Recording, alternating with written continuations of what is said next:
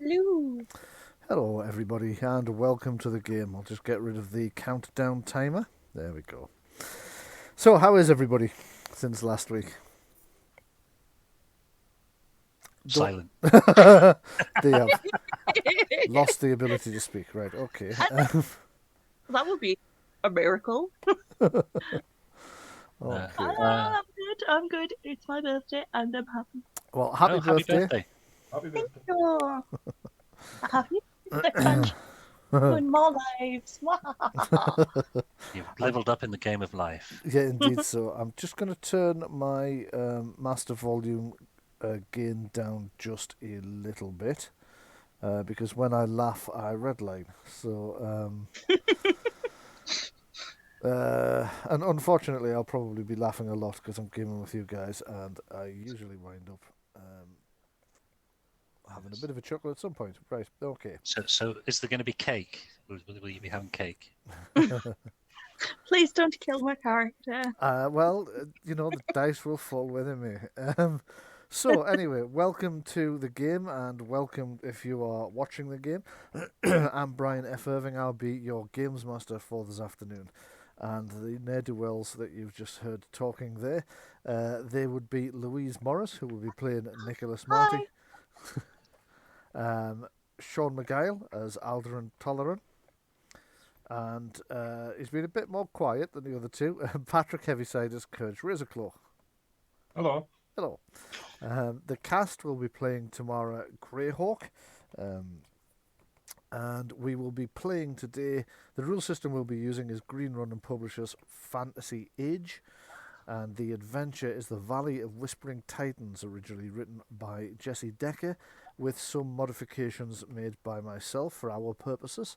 The music you'll be hearing is by Nox Arcana and Tabletop Audio. And with that in mind, maybe I should play some of the music. Get us in the mood, as it were. Sound effects will be primarily by Battle Bards and DH9 Radio's Foley unit, who've been making some of our sound effects. And I think that's the introductions for today. Don't forget, if you're a player, you have access to that X card if you need it. Hopefully you won't. I did say I would try and find the code for the anonymous X cards, and I was sure I'd bookmarked it. Apparently not. Haven't been able to find the anonymous version, but I'll have another go this coming week when I've got more time. I very much doubt we'll need them, but they're there just in case you feel that we do need them. Okay, so where are we? In previous episodes, the party, the Wilderness Wanderers, have ventured into a mysterious valley in the barrier peaks to the north of, well, northeast actually, of Fannon's trading post. According to the mountain people, there are strange things occur in and around this valley. Extremely aggressive, sometimes mutated animals will sometimes wander out of the valley. The mountain folk themselves avoid the valley completely. Those who've strayed too close or found themselves lost and accidentally wandered in report hearing malicious whispering sounds all the time. That, however, is not exactly the most notable feature of the valley. What is the most notable feature are the 6 huge titanic skulls around the valley itself that look down on it from the valley walls. You were initially told that these skulls were carved from stone, but having ventured into the valley, you've discovered that in point of fact they were originally bone and have petrified over an immense length of time. Whatever left these skulls, you dread to think. You yourselves have been attacked by these mutated and corrupted animals, and you've encountered Melossa the Fae, a dryad or forest nymph, you're not exactly sure which, who is currently dwelling inside one of the skulls and told you about the Valley Master and how the corruption of the valley is spreading to all of the animals and plants and so forth. Deciding to take up where she tells you that your lost friend Callum went a decade or so ago into the valley interior in an attempt to confront the Valley Master and save the valley from its evil influence. You've pressed on in and encountered the second of the two skulls, where you were attacked by some more of the mutant creatures, one of which, when you killed the ghost of a green man, escaped from the top of the mortally wounded animal and fled deeper into the valley. Pressing on into the skull itself, you've found that the inside of the Skull of Fear, there are vines and bats and all sorts inside there, including a gemstone on a plinth in sort of the back of the skull itself.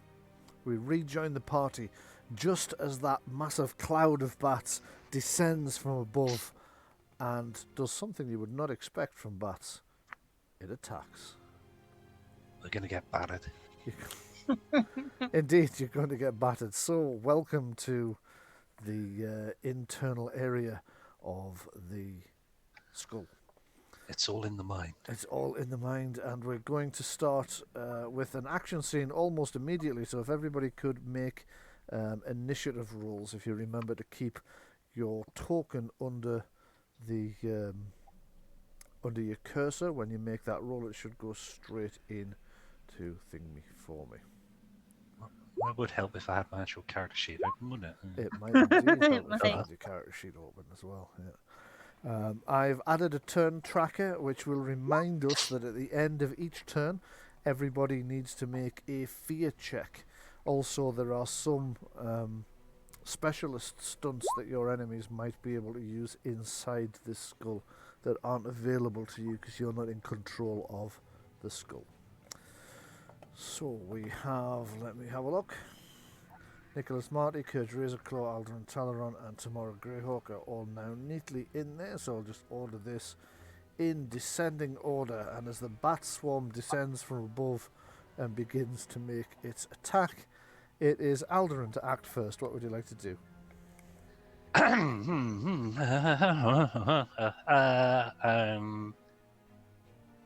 Right, so I'm there. Yeah. Yeah.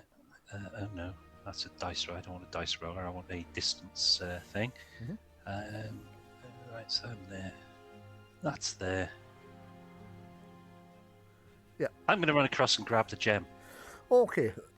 The gem itself is quite large. It's almost half a metre across. And as you get there, you discover it's attached to the top of the plinth. There's like claws come out round and grip it. You're not entirely sure how easy it's going to be to get off. But if you'd like to move yourself over there. Yeah. On that basis of maybe I should have made an observation. Maybe you should, yeah. So you've moved over there, which would be your minor action. Your attempt to remove the gemstone would be your major action for the round. Yeah, well, I'm going to try and grab a hold of it then, in that case. Okay, so as you grab a hold of it, even though you can't actually shift it at the moment, you do get a strange sensation. Not just the wave of fear, but you can hear a voice in your head as well. Help me! Help me! Courage! Is that you? Help me! And with that, it's Tamara Greyhawk to act. Who would like to... Right, okay. Tamara has a shield, yeah? Tamara doesn't. Does need carry everybody shield. hear the voice? No, just people touching the gemstone. So at this moment, it's just you. Just me. And can I actually... well, no, I probably won't. I would be... I don't know, a little bit shocked at this point, perhaps, maybe. Yes, a little bit startled at the very least, I would imagine. Yeah. Okay, Tamara Greyhawk to act then. Bats find things by echolocation. Yes. Whether Tamara Gonna knows try that or not, however, we'd best check, hadn't we? Can you Yeah, give me sure. an intelligence natural law roll, please? I'm going to set it relatively low because I think that's a fairly common piece of information that you might very well have. So it hasn't added it up, but that's 6, 7, 8, 9, 10. That's for me. Was it? Yeah, Yeah, 10 with 2 points of stunts, yeah. All right. Oh, I tell you what, it might help if I pull the slider all the way to the bottom. Just cut the bottom 2 lines off. 10 with 2 points of stunts. Let me just check. Yes, she's aware of that. Okay. I'm going to run off to one side. Trying to draw them away from the rest of the party and start trying to disrupt the echolocation by banging a sword against a shield. Excellent idea. Okay, you start banging your sword against your shield, or Tamara starts banging a sword against a shield in order to try and draw the bats towards her and away from the rest of the party. Is that as far as you want to move, or do you want to move a bit further? It's entirely up to you. Well, I'm thinking moving far enough away to see if it works, but being close enough to be able to group back up If it in doesn't. the event that she gets mobbed. Okay, yeah. Good idea. Nicholas, you to go. What would you like to do? Would you need me to do a roll to see if I realise what Tamara's up to? Because I have a similar idea. Same roll would be fine, yes. You can. Okay, intelligence. My mouse isn't working. That's probably the cat got it. 11, that's yes. 11, that's a pass. So yes, you remember that bats primarily use echolocation, although you also remember that the myth about them being blind isn't true. They can see, but their primary sense is echolocation. However, there's light, so they'll be able to see reasonably well. Not as well as humans, but it will still be their second choice. Their echolocation will be first. And you realise what Tamara's doing, so what would you like to do? I still think this might hurt their batty little ears. I'm going to move to a different spot in the hope of trying to split up the cloud, maybe? Okay, yeah, go for it. Oh gosh, Dividing this is a very hard to see grid. Do you I'm want me gonna to go change the here. colour of the grid? Yeah, if you could do it a little bit darker. Little It's bit quite hard to darker? see on the bit where the skulls are, where the skull itself is. Okay, no, not a problem. Just give me a second. I'll darken the grid. We'll just go straight for deep black and see if that makes it easier. Yeah. Yeah, Oh, much better. Yes. Yeah, that's better. there you go. No problem. And I am going to play a very loud note now. R.I.P. headphone users. So that was the brown note. No, that's a low note. That was quite a high one. That's That's all the bats cheating. do They guano always attack. mess up in Tetris. Okay, so you, well, unlike you, your character hits the note and further splits the bat's concentration. So there's now 2 of you that are clanging away. So I'm going to apply a penalty to the bats. I'm going to treat you as if you're both attacking them, even if you're not. So that will account for... Okay. I don't mean I'll give you an attack. What I mean is anyone else attacking them, or even you guys, it will count as more people for the penalties they would receive in defence. So, Courage, what would you like to do? Right. They're at ground zero within the effects of this crystal, this gem. So the sort of driving force within them is probably going to be the most strong of anything we've encountered. My first thought was to take on the form of a bat myself, integrate myself into the flock, and attempt to influence them, to get them to fly in a different direction or to speak to them in their own language. Okay.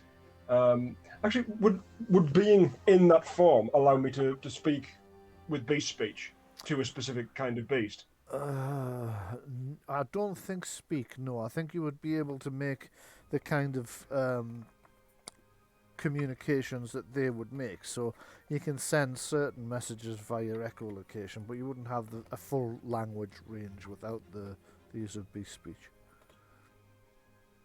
If that makes sense. It does. I somehow get the impression it's not going to help in this situation. Not if they're controlled. Exactly. If there were normal bats, then possibly. In this case, I think they're more likely to ignore me, and it's a big investment to try with so flimsy a potential success. Arcane Blast. Arcane Blast, right you are. Sorry, I nearly clicked on Courage there, on Quoth there instead of you. Okay, cast your Arcane Blast. That's 11. That's I think that might be a hit. Just give me a second Just, I think. double check. If it is a hit, it's going to be a just. So if I open my master handout and expand it out off the screen so it doesn't interfere with the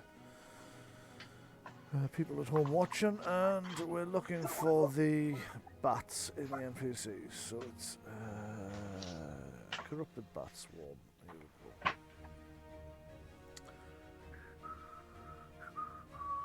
So we need to know what their defense is. 13. It's a miss, I'm afraid. Okay, hang on. Yeah. Are we not getting pluses for them being distracted by 2 sound sources? Yes, you get plus 1 at the moment, so that's still going to be a miss. That would take it up to 12. Okay. Now that you've made an attack, in future they're now under attack by 3 people, so an 11 might just hit in future. Anyway, you fire off the arcane blast towards the bats, and they just separate as it comes whooshing towards them. It goes straight through as they just sort of swirl around and past it and under and round and over, and the blast hits the back of the skull and it flattens out as it hits it, and you see a little bit of carbon scoring on the back as a result. Now then, over to Quoth, who doesn't like bats at the best of times, so he's squawking in a distressed crowy manner. Raveny manner, actually, but yeah. Quoth will, I think, possibly head over towards the eyes of the skull, or the gouge in the skull. Yep. Are we on the right level for the eyes? The eyes are above here, but he can reach them because he can fly. There's not like a level. Well, there is a level above, but there's not a ceiling between where you are and the eyes. They're just right up above you, so you would need to be able to fly or climb to get to them. Okay, he's going to head off that way so that he's got an immediate escape route. Right, you are. But up there, he'll add to the general cacophony. Right. Okay, so Quoth's going to start cawing as well. Okay, these bats are going to be relatively confused, I should imagine. So, with an 11, it all kind of comes down to who has been the noisiest, I guess. So I'm going to pick Nicholas Marty, who's the closest. So the bats will swarm in on the first round. Bear in mind the attack by swarming around you, though. So they need to continue flying, they can't hover. So the likelihood is they'll attack Nicholas this round, but they'll attack somebody else next round as they fly round. So, on round 1, the swarm of bats attack Nicholas. They come in sort of battering against him, little fangs slashing at them. They're not massively dangerous. Excuse me, they're not massively dangerous. They're more of a nuisance, really, but nonetheless. I'm going to give them a charge for that short move, actually. There you go. We have an 18. Oh, bollocks, I've just kicked out me. We have an 18, so that's a hit. Yeah, that's absolutely a hit. So the damage from the bats. Oh no. Oh, that's a bad. It's not overly bad, it has to be said. Yeah. I don't actually know what it is because it's gone and hidden my. I did this last week. You just need scrolling down again. It came through as a 4, but I've got an armor rating of 2, so. Okay, so you only take 2 points of damage. Remember, that's accumulated damage from multiple bats hitting you and scratching you on the way past and what have you.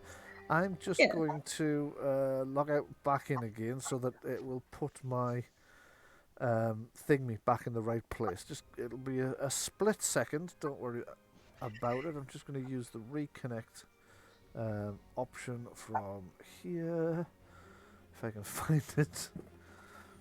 And I can't as it happens. It should just be down. There it is. Okay. Hopefully that will put my. No, it didn't. Okay, not to worry. I will manage. I actually like the people at home to see that, so I'll leave that there. So it's 4 damage to you, and it is time for everybody to make a fear check, if you could, please. Anybody who this is because of the waves of terror that are emanating from the skull itself that you're standing inside. You're still put at your ill ease at the very least. So if you could make those. Willpower, courage, yeah. Sorry, yes, that's willpower, courage. This is where the trombone music kicks in. Well, quite possibly, yeah. The target number you're looking for is 11. Anybody who scores less than that doesn't get a major action this coming round. Oh dear. Scaredy that. Yeah. So the pulse of fear, this sense of terror that you've been suffering from, the closer you've gotten to this thing, it's starting to get to some of you, and some of you are finding that you are unable to act this round. So, Alderan, what would you like to do? Right. I take it there's no way I can pull this gem off this thing. You can try a strength might test, but it's very difficult with just one person. No, I'm not going to be able to do that. What I'm going to do is I'm going to shoot the bats. Okay. Roll to hit. We need some stunts, people. Stunts. What's the dex on the bats? The dex itself, let me just find the bats again, which I appear to have closed.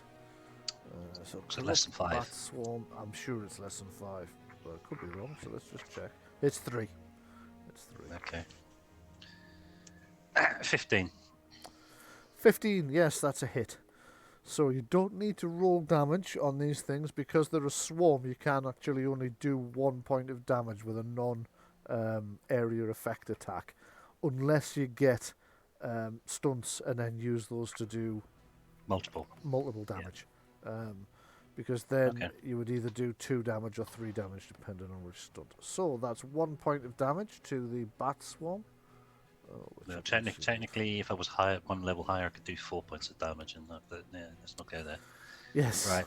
Meanwhile, so that's my. At the same time, am I able to shout to Courage that he needs to come over here and touch the gem? Yes, you can do. I'll allow that. Well, I'll do that. Okay, so you shout to Courage that he needs to come over to where you are and touch the gem. Now, Courage, I think you've failed your willpower test this round. However, what he's asking you to do are 2 minor actions, so I would allow that when we get to you. Thank you. In the meantime, Tamara, what would Tamara like to do? We've been, do we have to continue making noise to continue distracting the bats? Yes, yeah. you do. Yeah. Distracting them is one thing. Are the people who are going to be doing damage actually going to do enough damage is the question. Tamara's not going to be aware that Courage isn't going to be firing something at them this round, so she's probably just going to continue clanging a sword and shield together. Okay, she continues banging on her sword and shield in an attempt to distract the bats as much as possible. Nicholas Marty, what would you like to do? Nicholas, on the other hand, is kind of surrounded by lots of bats and is unsure if they're just going to keep circling around him, trying to eat him. So he is going to attempt an attack. Okay, go ahead. He's going to try and summon up his water whip. Right, go for it. Nice. Okay, so you summon a water whip into your hand, and with a sudden this sort of stream of water erupts from your hand into the form of a whip. Now, if I remember rightly, that's a minor action to cast the spell, so you still get an attack with it? Yes, it is. It's based on your intelligence, isn't it? Yes. I believe so. I should really sort of macro this in as an attack roll, so I don't have... It's 1d6 plus willpower. And my willpower is... That's damage there. That's damage. You still need to. Yeah, you need to roll to hit. Yeah, it is. Yeah, that's right. Yeah, it's intelligence roll to hit. Yes. Sorry, my bad. It's okay. 12. That would have been a miss, except for the fact that there are 2 people distracting the bats, so that becomes a hit. Oh, cool. So now it's 1d6 plus willpower. You don't need to. You can only do 1 point of damage. Oh, you can 'cause only it's do 1 point of damage. Not a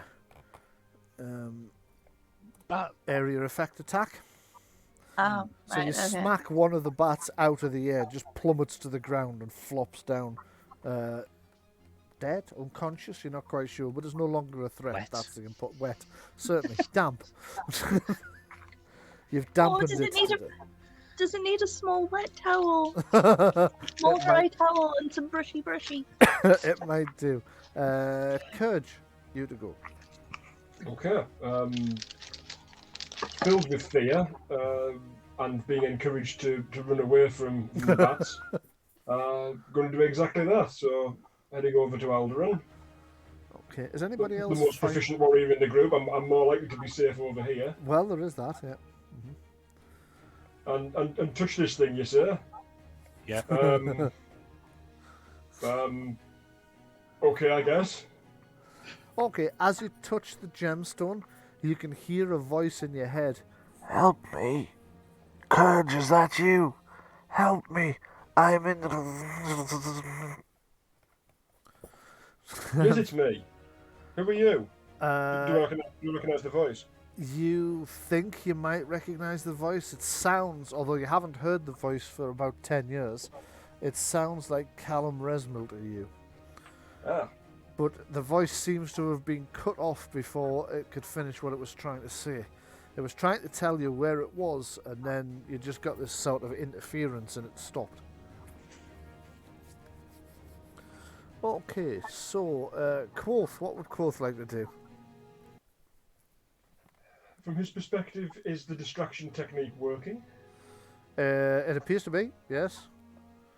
The Then bats carry seem on. a bit more chaotic than they might have been before. Okay, Quoth continues to caw and flap and cause a bit of a kerfuffle.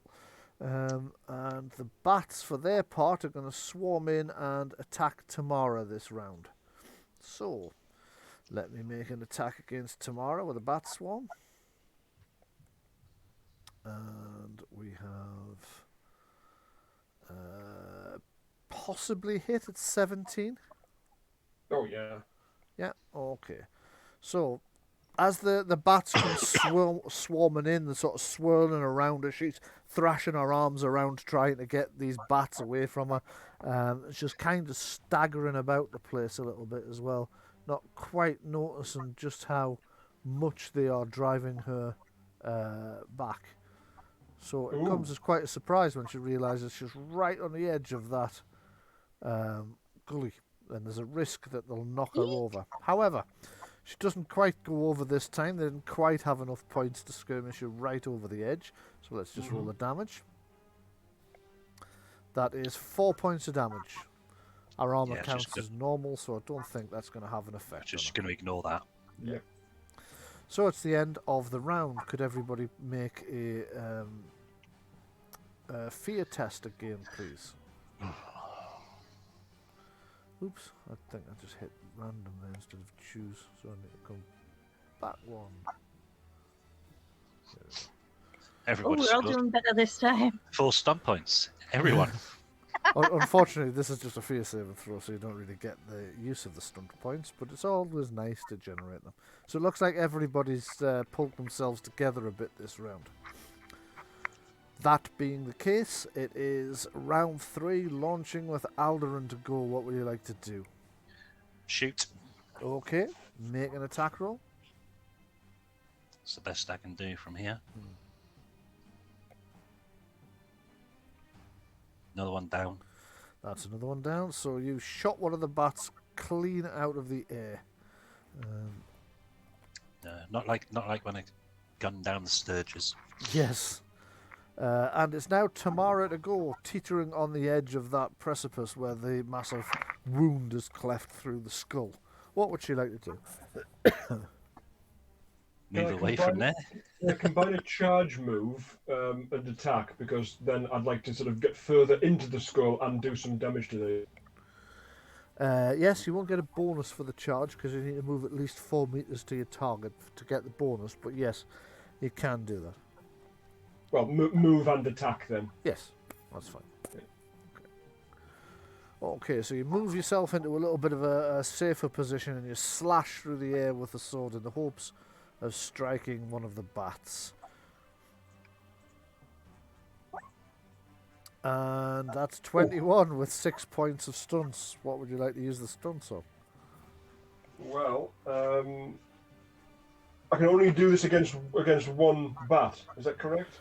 Now, if you use the mighty blow or lethal blow, you get either 2 or 3 bats instead of 1.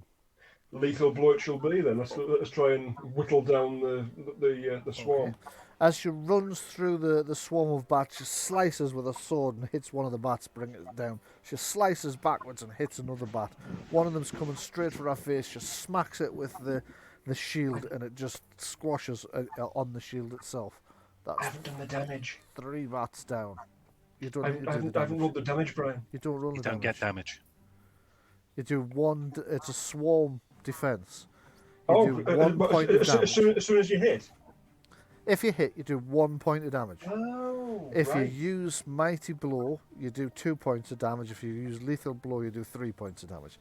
That's how a swarm beg your defense works, because Right. essentially each bat only has 1 hit point. It's the swarm itself that has the mass, so that's how it happens. Nice. Okay. I don't suppose skirmishing them is a possibility. It is a possibility, actually, yes. You're kind of waving them away with the shield going and the sword thrashing round so you can scatter them a bit, yes. If you want to ping me to show where I should put the centre of the swarm. I'm going to try and skirmish them out of the skull altogether, in the hopes that when they're further away, when they're further away from the source, which is probably the huge crystal, they might take on more of their natural instincts and fly all the way away. Okay, that's worth a try. So you manage to sort of swat them and shoo them out of the area as they circle round to start to come back for their next attack. So it is Nicholas to go now. What would you like to do? Curse that I haven't worked out how to do a spell that I'm looking at getting when I level up yet. Because a wall of water would be really good now. It really would, yeah. I am going to attempt another water whip at them, actually. Right, so you don't need to cast it again because it stays Yeah. for the fight. All you need to do is roll to hit. Yes. And if you hit, you will do 1 point of damage. And I missed. And you missed. So you just crack the whip right in the midst of the cloud of bats, but they all swarm and swither around them. Okay. Maybe it was astounding. Yes. So, Purge, what would you like to do? Okay, firstly, touching this crystal again to see if I get the same message with any more clarity. Okay. You touch the crystal again in the hopes that you get another message. And you hear the sort of static noise again, but you can vaguely hear a voice behind it. So it's... Help me. The valley seized my mind. Help. So. Okay. Questions in Courge's mind. Is he actually trapped in this thing, or is it just a communication crystal? It's a communication crystal. You're pretty sure you're hearing the voice from a distance away. You get the vague sensation he's in one of the other skulls, but you can't tell which one. Right. And in that case, is this crystal the cause of the aura of fear in this skull? Okay, why don't you go ahead and make an Arcane Law Test for me, and we'll see if you know the answer to that.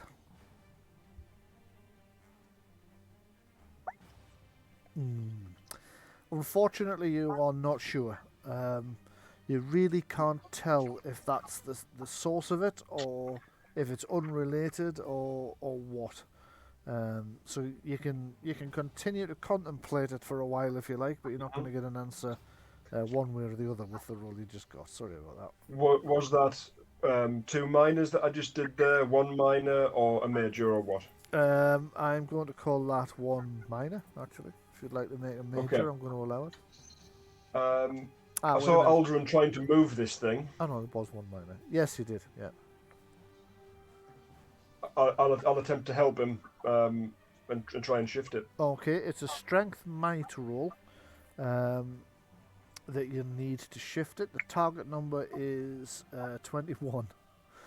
Okay, so Oh dear. you're not powerful enough to move it. You're not even rocking it in the claw grip at the moment. It's not just that it's heavy; it's more that it's firmly attached rather than the actual weight of it. Okay, and Quoth, who's now uncomfortably close to this cloud of bats, what would you like to do?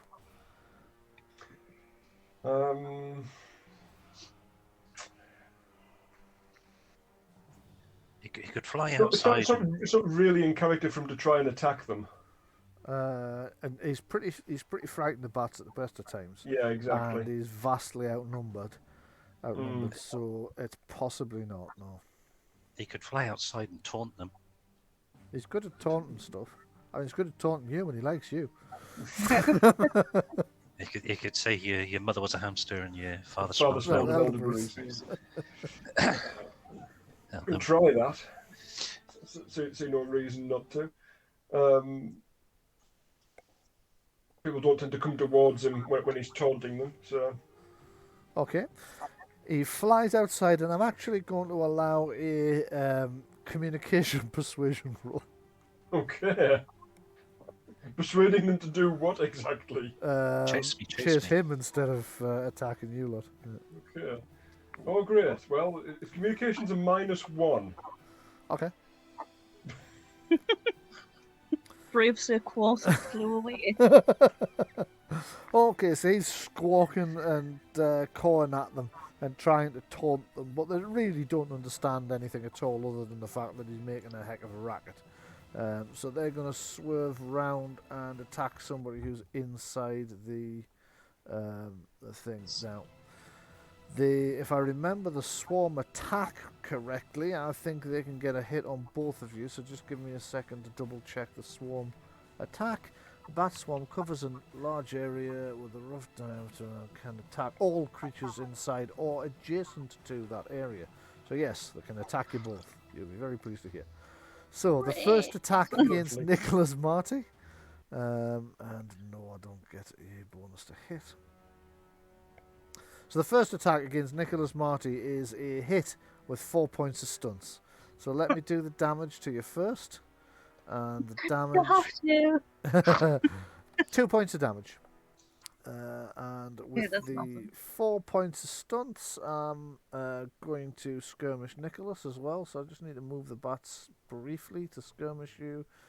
So you're all sort of flapping and trying to get the bats away from you and staggering around as the bats just keep coming, and then you go straight over the side of the skull. Ah! Poof. So, Great. you've fallen 1 level, so it's not a huge amount of damage. However, you are back downstairs with the carnivorous vines. Oh no! And you don't know if the bribery is going to hold. So that's another 5 points of damage from the fall. That was their first attack on you, so now they get 1 attack on Tamara as well. So Tamara is... Can I just ask a wee also question hit. You can, yep. So the first set of damage did nothing to me because of my armor, because that was only 2. Yes. Do the 2 sets of damage stack? Do I only get no. that 2? No, you right, treat cool. them separately. Cool. But it is a fall, so your armor only protects you half as much as it would normally do.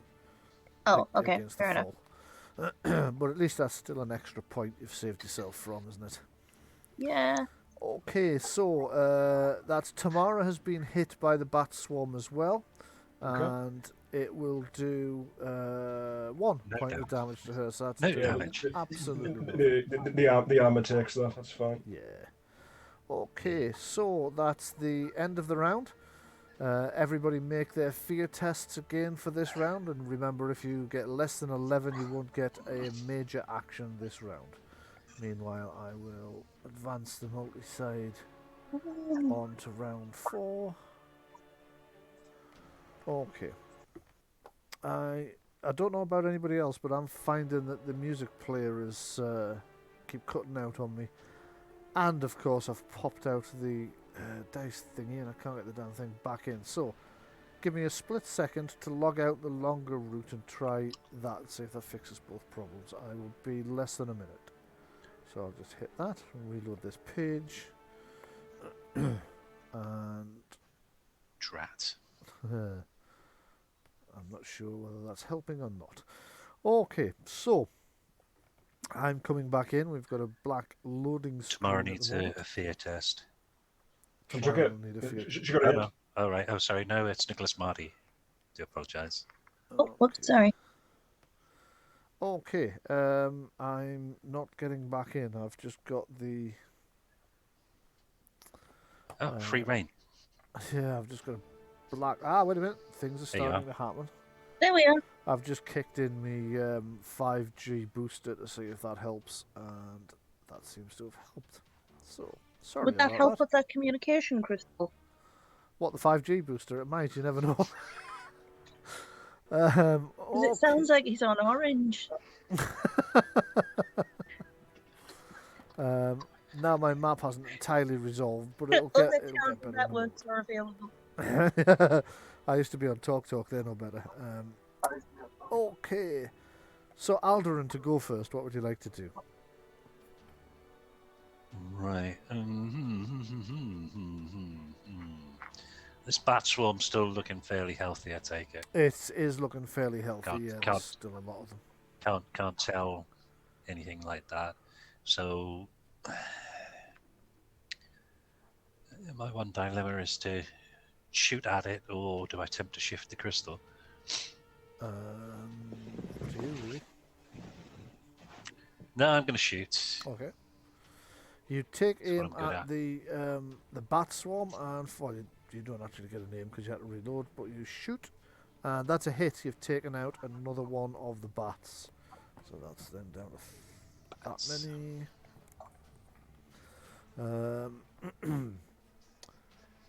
Tamara, what would Tamara like to do next? Oh, she failed that, so she only has she a did, minor yes. action. Yeah. Minor action. Has she seen the two of them trying to shift that crystal? Make a perception test with a target number of 11, and if you have, then if you pass, I'll say you have.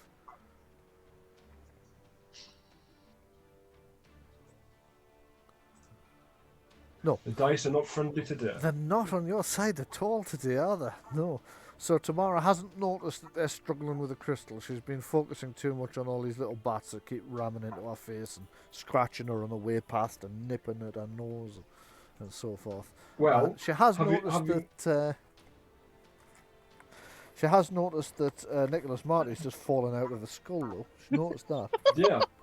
Having seen that, she doesn't want the same thing happening to her.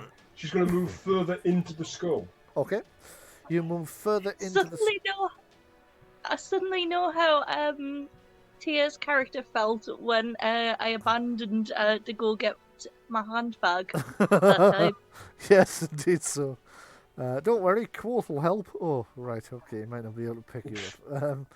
Okay, so Tamara runs deeper into the skull. Nicholas Marty to go next. I have a plan, actually. You can hear a worrying slithering noise in that undergrowth in the bottom part of the skull underneath. That'll be the vines, yeah? You suspect so? Yeah, right. Okay. Can I roll a performance and try and bring the bats down here to be delicious sky snacks? Yes, give it a go. Wow.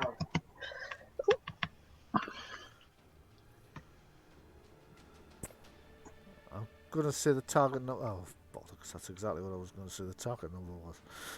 15. So I'm going to say the target number is 17. No, I'm not. That is the number I had in my mind. So yes, they will come down after you on their next go.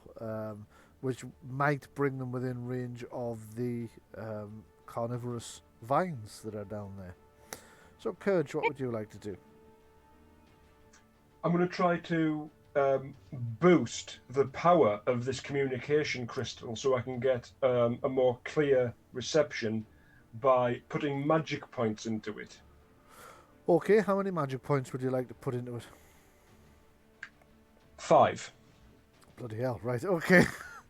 Okay, you pump 5 magic points into it. The moment you do, a couple of things happen. The first is I'm going to need a arcane knowledge from you, please. Okay. Target number 9.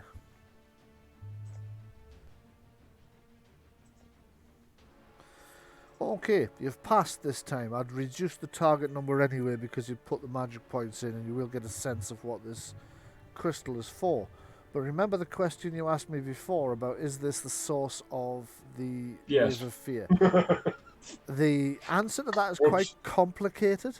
It's not exactly a yes, but it's not a no either. So it's receiving from wherever the source is. It's receiving the fear broadcast. It is kind of connected to the broadcast, but you remember an old druidic ritual for purifying places that you are pretty sure if you were to enact here on this crystal inside this skull, you think you would gain control of the skull and destroy the wave of fear. I say destroy. Usually these rituals have to be repeated every 100 years. You won't be around for the next one, but at least you might be able to reduce the skull's influence for 100 years. Excellent. However, that energy is extremely difficult to control. The ritual is extremely taxing.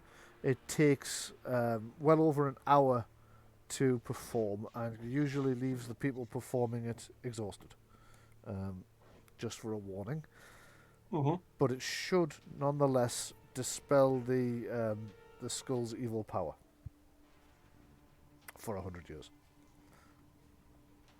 That's good to know. Did putting magic points into it make the reception any clearer for the message from my associate? It's made it a little bit clearer, yes. So let me just give you the next part of the message. The valley is trying to control me. So difficult. The corruption. I don't know how long I can fight it. Where are you? I'm deeper in the valley. I'm in one of the schools. Games Master's just going to have to check his notes because he can't remember which one. Well, it's not this one, and it's not the one we've been in, so it must be one of the other 3. I don't know if it was deliberate, but you went very low there, Brian. It was slightly, yeah. Alright, okay. I'm in the shaping skull. The shaking skull. You're not sure whether you said shaking or shaping, and you've lost the link again, but it did seem a lot stable for a lot longer. Oops, I just brought myself back onto the wrong map. 2 seconds. There we go, and it is Quoth to go next. What would Quoth like to do? Going to try to reinforce, hold action and try to boost whatever Nicholas is going to do. Right. Okay. The bats are going to attack Nicholas Marty again because they happen to be down there with you. What I'll probably do then is... yeah, I will. I'm going to move the 3 of you onto the lower map. Actually, no, yes, I will. Oh, Quoth's already down there, so is Nicholas Marty. This is going to get complicated, right? We were on the lower map before. You probably copied us up to this one. Yes, I probably will have done. So if I just remove that and leave him, but move him over here, and Nicholas, and move him over here, and delete these. Delete that one. Try not to delete the killer vines. Yeah, I'm kind of counting on them. Thanks. Yes. And copy that down onto here. Okay, I'll just bring all the players over whilst you're down there, just so that they can see the situation and what's going on. Okay, so the bats are currently down here with you. They're going to attack both Quoth and Nicholas Marty. So that my first attack is going to be. Of course, when I logged out, it will have closed all my thingies. So let me just. Did you say we should be able to see this? You should be. Oh, you won't be able to see that because I've just deleted We your. won't be able to see it because we're not your on that tokens. map. You're not on that map. Yeah. So never mind. You will see blackness, which is possibly what Nicholas Marty and Quoth are going to see very shortly if these vines join the bats instead of attacking them. So corrupted. God, I hope this works. I'll bet you do. Okay, so this first attack is against Quoth. And the swarm has hit him. 14, I take it that's a hit anyway. Oh God, I would assume so. Sorry, no, that's the previous roll. I haven't actually answered this question yet, so it is 18. Yeah, that's definitely a hit. Oh God, even worse. Yeah, so Quoth is going to take 5 points of damage. Right. Okay. Ouch. Yeah, that should be serious for a raven, I would imagine. It is. Yeah. That's a third of his health. Right. Yikes, I'd strongly suggest getting out of the way. Yeah. Yeah, that's exactly what he's going to do. Quoth has an awful lot of health points for a raven because he's now your Familiar. yeah. So he's quite badly injured by these bats thudding into him and clawing him on the way past and nipping at him and pulling feathers out and snapping, and yeah, it's an uncomfortable situation for him at the best of times. This is why he hates bats. Something's for a laugh. Yeah, and they will also attack Nicholas Marty. 16, I take it that's a hit. Yeah, that's a hit. And that's 5 points of damage Nicholas Marty takes as well. Now then, let's see, where is the closest... It's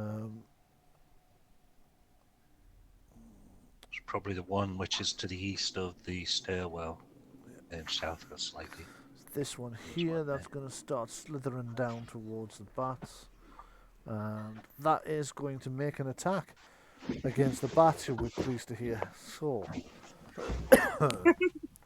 let me just see. Elk, direwolves, boar, alva.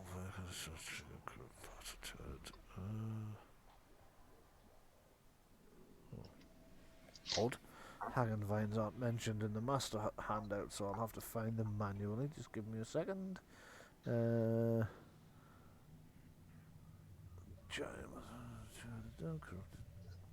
vine, there we go.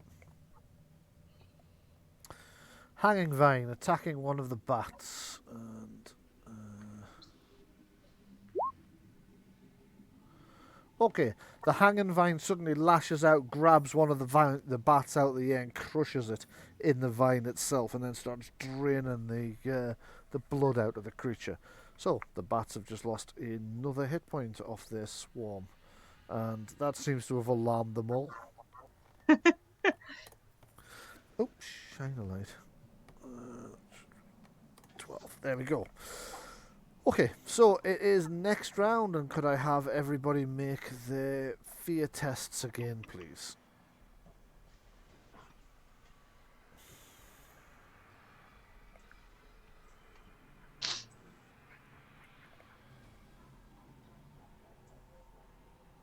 Gosh, I'm feeling brave today. Indeed so. That's unusual. Yes. So, first to act this round will be Alderon. What would you like to do? Well, the bats are no longer in sight, so Yeah.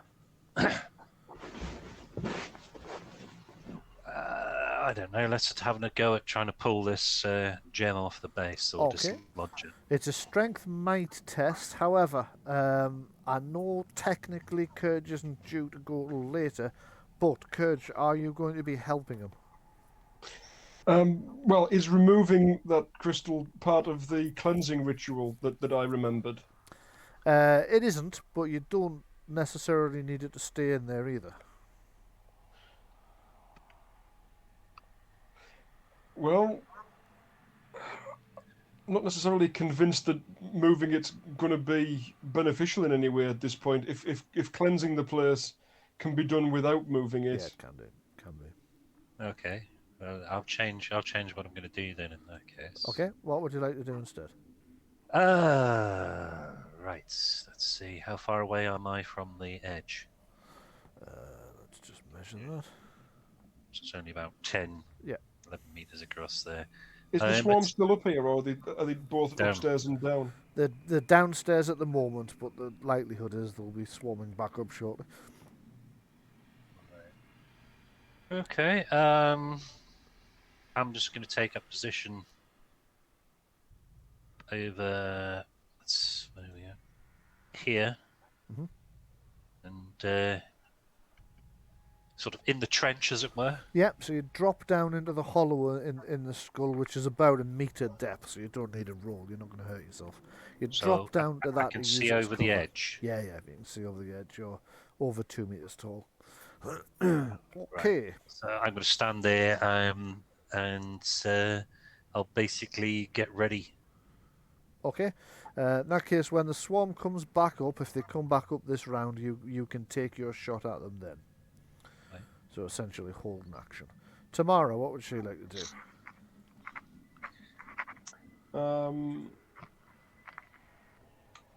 Definitely passed the fear test this time. Yeah. Right. Minor action, switch weapons to bow. Right. Major action, fire. Okay. From where she is, she won't have a line of sight, I don't think. So I'm going to say she can do the same as Alderon's doing and holding action until they come back up, and then Yeah. you can both shoot. Yeah, that's fine. Nicholas, what would you like to do? Right. Can I be back on the map that I'm on? Yes, that might be helpful, mightn't it? Because I'm back upstairs, yeah. and I need to check a few things. Right. So where I am, I'm just towards a space that takes me out of the skull. Yeah. Yes, that's right. Right. Cool. I need some clarification on a couple of things. You said the bats can see, but not very well. Yes. Yes. Not as well as humans. Yeah. About. It's about equivalent to a cat during daytime. So cat's eyesight during daytime is not great. Okay, I would like to use Figment. Oh, right, okay. I'm going to move back a square actually first. Quick question. Yeah. Is Figment just an optical illusion? Yes. Yes. But the bats have got echolocation. Yes, but that would mean their two sensors would be giving them different information, which is liable to confuse them. Yeah, and they're also kind of distracted by the vines as well, I guess, Yes. at the moment. That's right. Okay. Yeah. What I kind of like to do is across these two squares here, because that's as big as I can make it, I would like a sort of a bush or something that Right. looks like a barrier that would confuse them if they're flying towards it whilst also being attacked by vines. Okay. Excellent. Make a roll to cast. Right, cool. That's That a pass. passed. Yeah. So as you summon your magical energy, you concentrate on the image of a bush and it springs up from the ground in front of the bats. The bats, startled by this and confused because they can see it but they can't ping it, also trying to get away from the vines behind them, go directly upwards and fly back into the main skull, or at least they will do when it's their action, which will then trigger the held actions of the two characters up there. But before that, we have Courage. What would you like to do? I need to be back on the other map. Can I begin this ritual? You can begin the ritual. Yep, absolutely. It'll take longer than this combat to finish it, unless it's going to take you a very long time to fight these bats. But yes, you can begin the ritual, absolutely. So, you start laying out all the things from your pouches and whatnot that you're going to need for this ritual. You start to get yourself into the mindset, ready to cast it. So this round it will be largely preparation. What is Quoth going to do? Quoth is going to fly away. Having had a third of his health taken off him, he can't withstand Right. another couple of rounds of combat here. Right. He's effectively done what he can there. Is there any bonus to a mage having his familiar with him for a ritual? Well, technically, he's your Beastmaster talent familiar, isn't he? So he won't greatly help you, no. I still need to add those things to my sheet, actually. Right. He might be sarky and distract you. It might be shocking and distracting. That's a point. Okay, he flies up the valley side to get away from the conflict with the bats. He's going to circle the area and continue to keep an eye, but for now, he's out of the fight.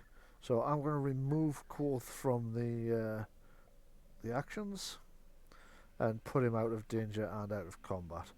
The bats are now circling round and straight upwards from that illusory thing that's got them so confused. And let me just check what their speed is. That's hanging vines. I can close. Actually, I'll leave the hanging vines open because obviously Nicholas Marty's still down there. And he's certainly edible. It's not green though. No. Well, stringy, not, you know. Speed 17 in the air. Okay, so they're going to be able to swarm up this way, which will put everybody else within 2 meters of them, so they'll get an attack on everyone. However, before they do, Alderan and Tamara both get their held actions, so you can open fire. Fire! We've got him in a crossfire. You have got them in a crossfire, yeah. If Oh, there's no, any- no, we any shot kind the of- same bat. It's extra dead. If there's any kind of rules for that, I don't know. And there isn't. Okay, that's 17 with 4 points of stunts for Alderan. What would you like to do with the stunts? You did say that Mighty Blow would take out an extra one. That's correct, it will, yep. Yeah. And can I also push them back then towards the stairs? Yes. So as Away they, from the ability to attack us? well, you can move them back 2, so let me just go 1, 2, and then over this way. So they will still be able to attack, actually they're just out of range of Alderan now. They'll still be able to attack Tamara, but they can no longer attack Kurge. Well, here's the thing. Mhm. Right? Yep. Where is it?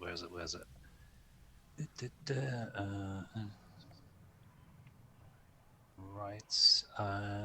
No, extra damage probably wouldn't do any good. And because it's a swarm, the actual free knockback from sharpshooter probably won't do anything. No, That's against individuals, knocking them off the feet. that's right. Right. No, that was just something to check anyway. Yeah.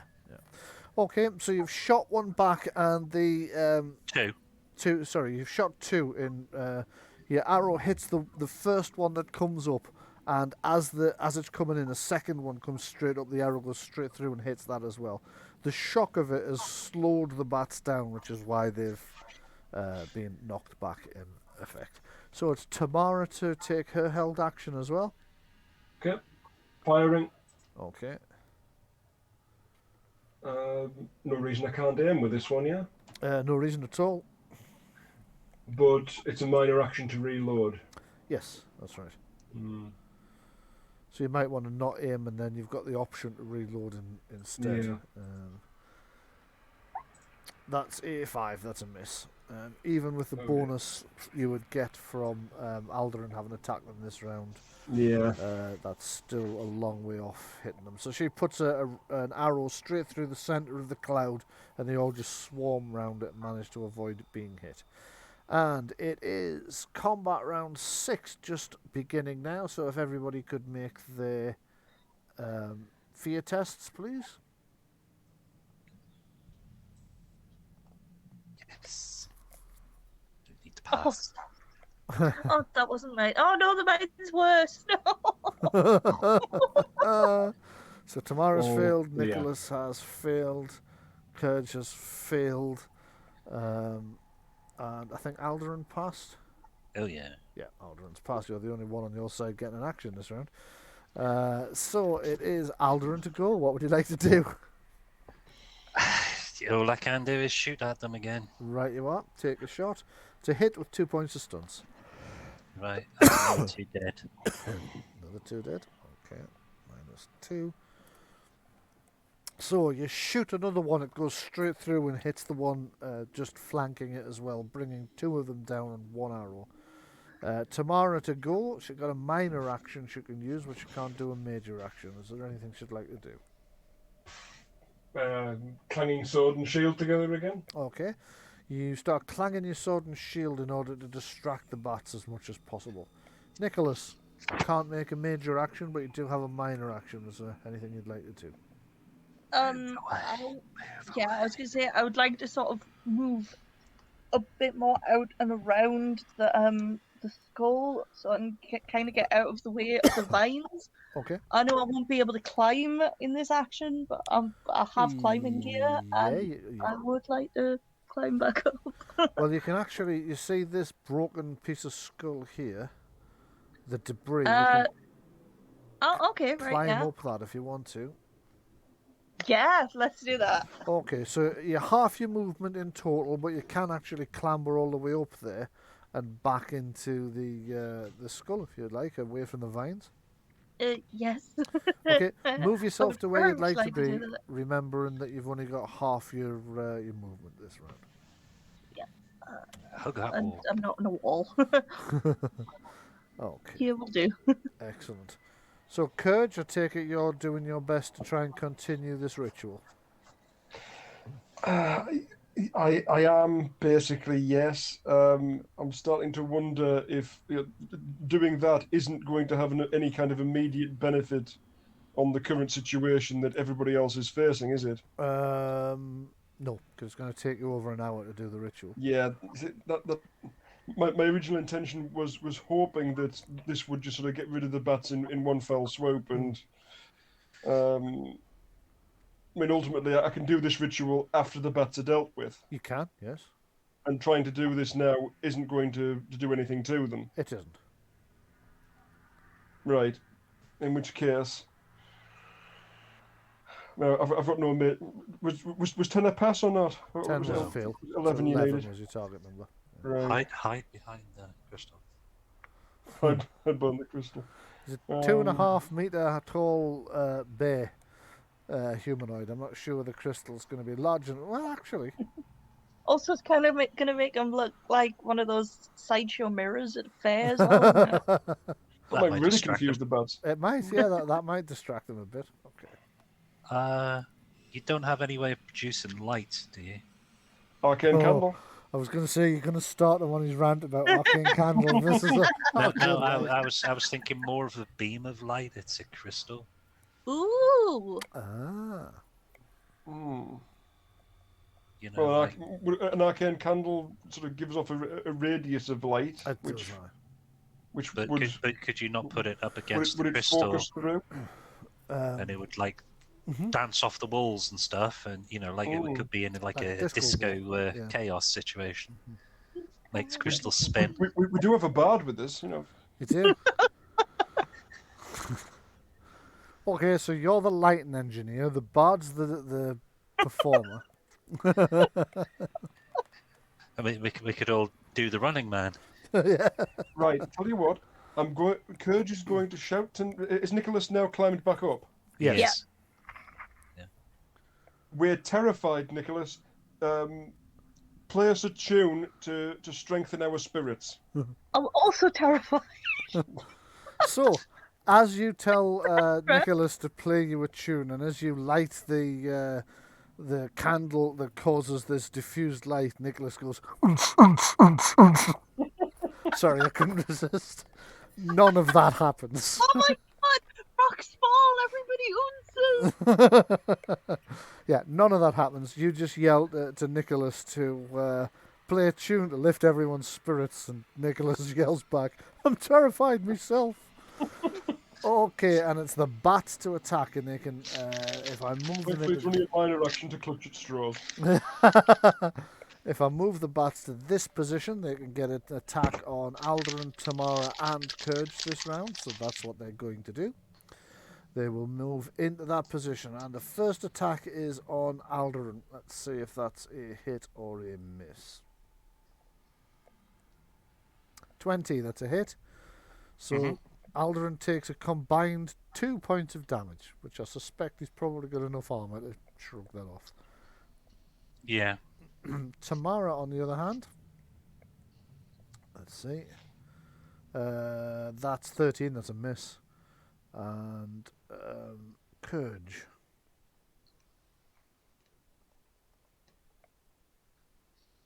12, is that a hit on Kurge? I'm not too sure actually. No, his defense is 12, and it's going to beat the defense. Yeah. No, it's going to equal or beat. So we're going to equal the defense. Oh, Yeah. right. In So which case, yeah, it's a hit. It's a hit, unfortunately. So he takes 3 points of damage. Okay.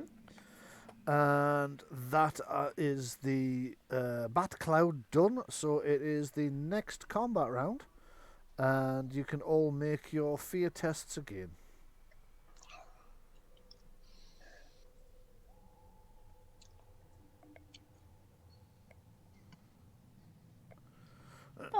So Nicholas has passed.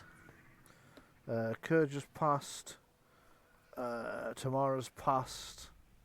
Alderan, everybody's going to be acting okay this time. So, beginning the round with Alderan to act, what would you like to do?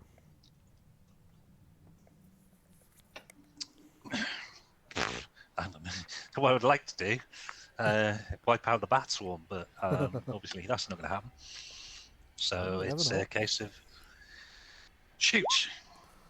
All you need is about 400 stun points. Yeah, so 3 dead bats. Oh, yep.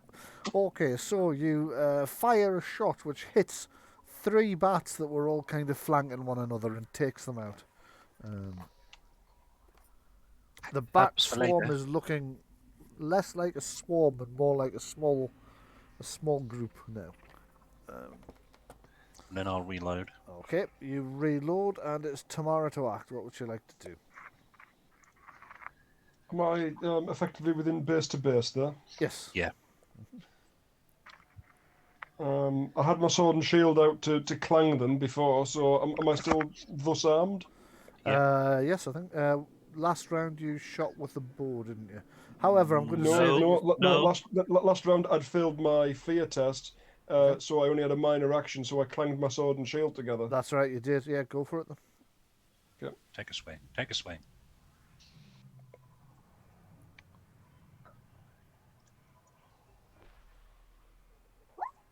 That's a hit with 4 points of stunts. How would you like to use them? Fantastic. So I can afford a mighty blow with that then. You can. So that's 2 of the bats are down. And knock them prone. Knock every bat prone with a mighty waft of my sword. Yeah, not surprisingly, they are immune to knock prone. Yeah. Okay, so you slash one of the bats in 2, and as the swarm's sort of swarming about and attacking you, you skewer another one. That's 2 of the bats down, and it's not so much a swarm of bats anymore. And point of fact, under current pandemic regulations in the UK, these guys would be able to meet outside for a garden party. Okay, so that makes it Nicholas Marty to go, and there's only there's less than half a dozen bats left. Okay, based on what Kurge said in the last round about playing a tune, it's less of a tune and more of a noise at this point, Right. because he's trying to hold his flute with one hand, which means he can't cover all of the holes properly, whilst also winding the hurdy-gurdy handle and just emitting loud noises in the hope that these bats will be gone. Like a bat out of skull. Yes. Exactly. That's where I was heading. Okay, that will almost certainly attract the bats' attention towards you this round, which will draw them away from everybody else. As a minor action, I would suggest you move away from the hole. Yeah, that's a good idea. Yeah. Okay, you head up that way whilst trying to juggle two musical instruments at once and making a absolutely dreadful caterwauling sound with both. Courage to go. What would you like to do? Turn and fire. Okay.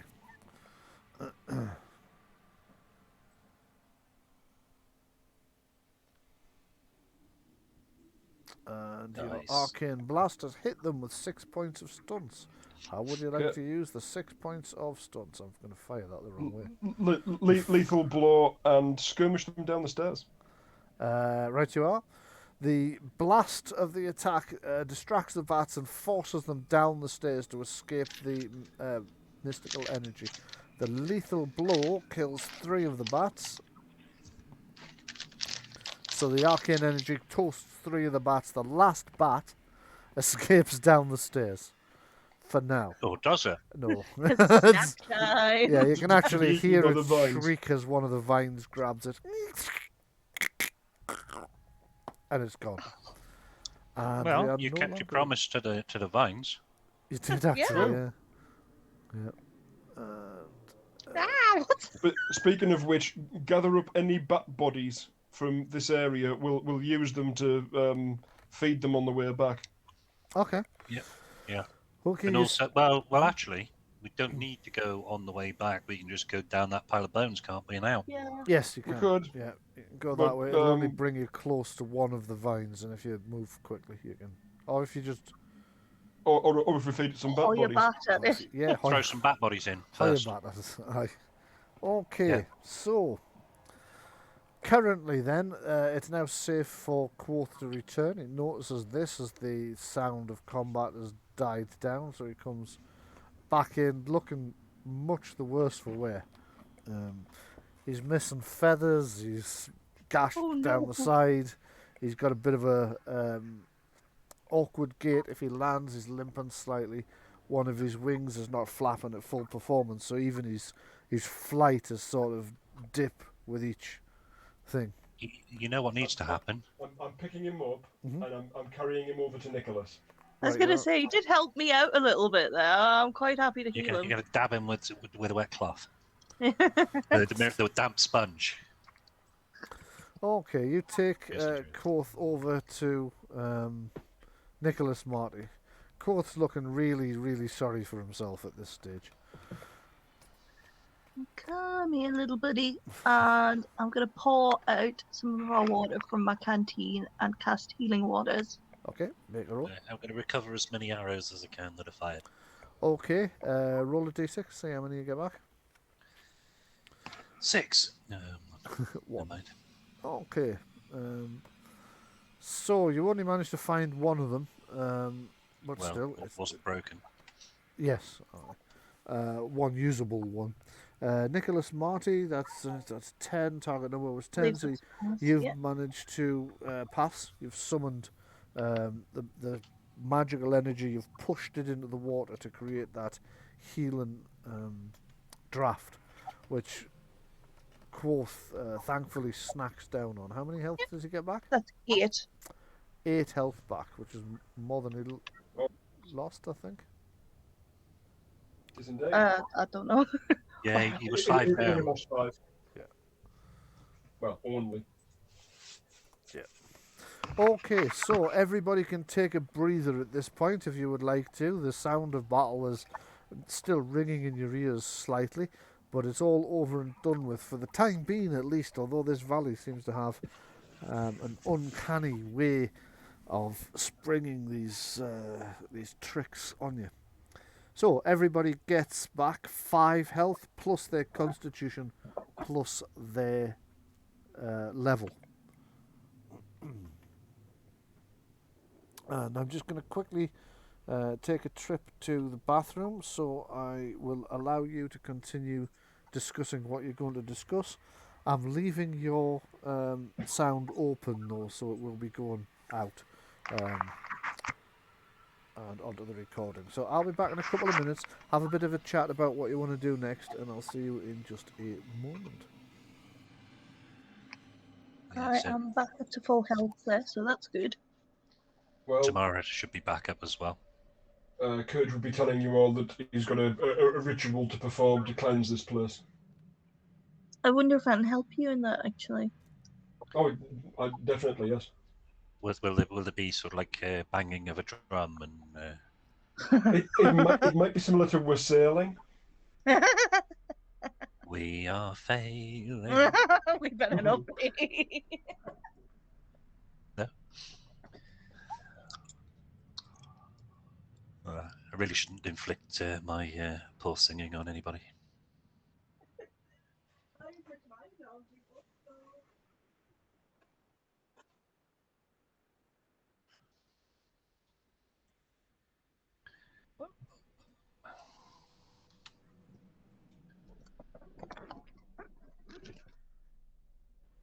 Did anybody, apart from Nicholas, actually take any health damage there? Yes, Kurge took 1. Right. Oh, well, you'll have that now.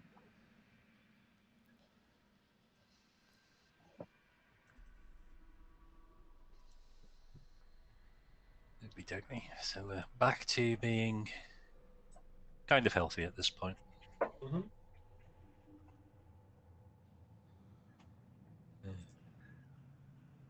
Okay.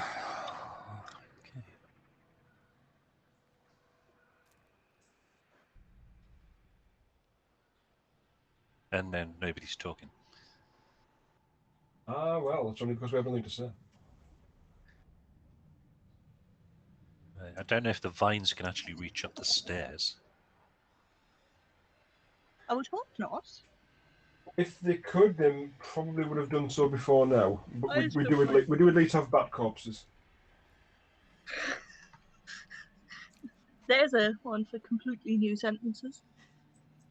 Don't worry, we have bat corpses. Yep. Yeah.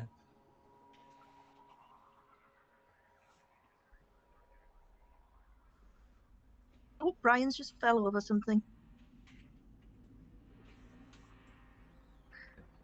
I heard a dim owl in the background.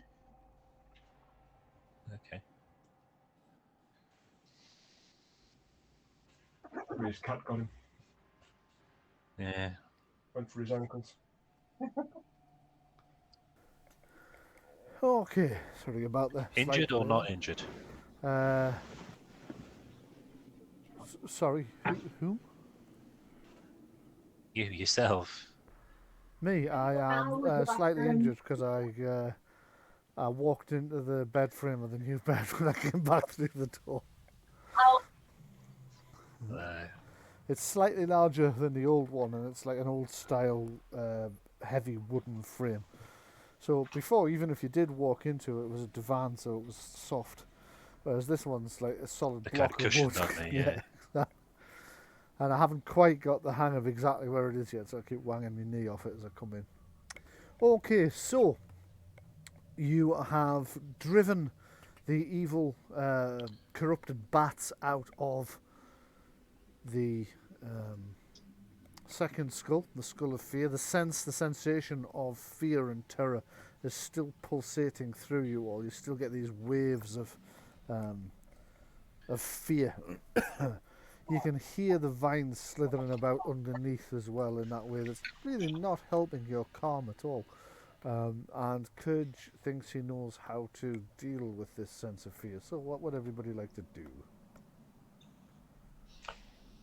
Well, being ably assisted by Nicholas, we'd like to perform this ritual.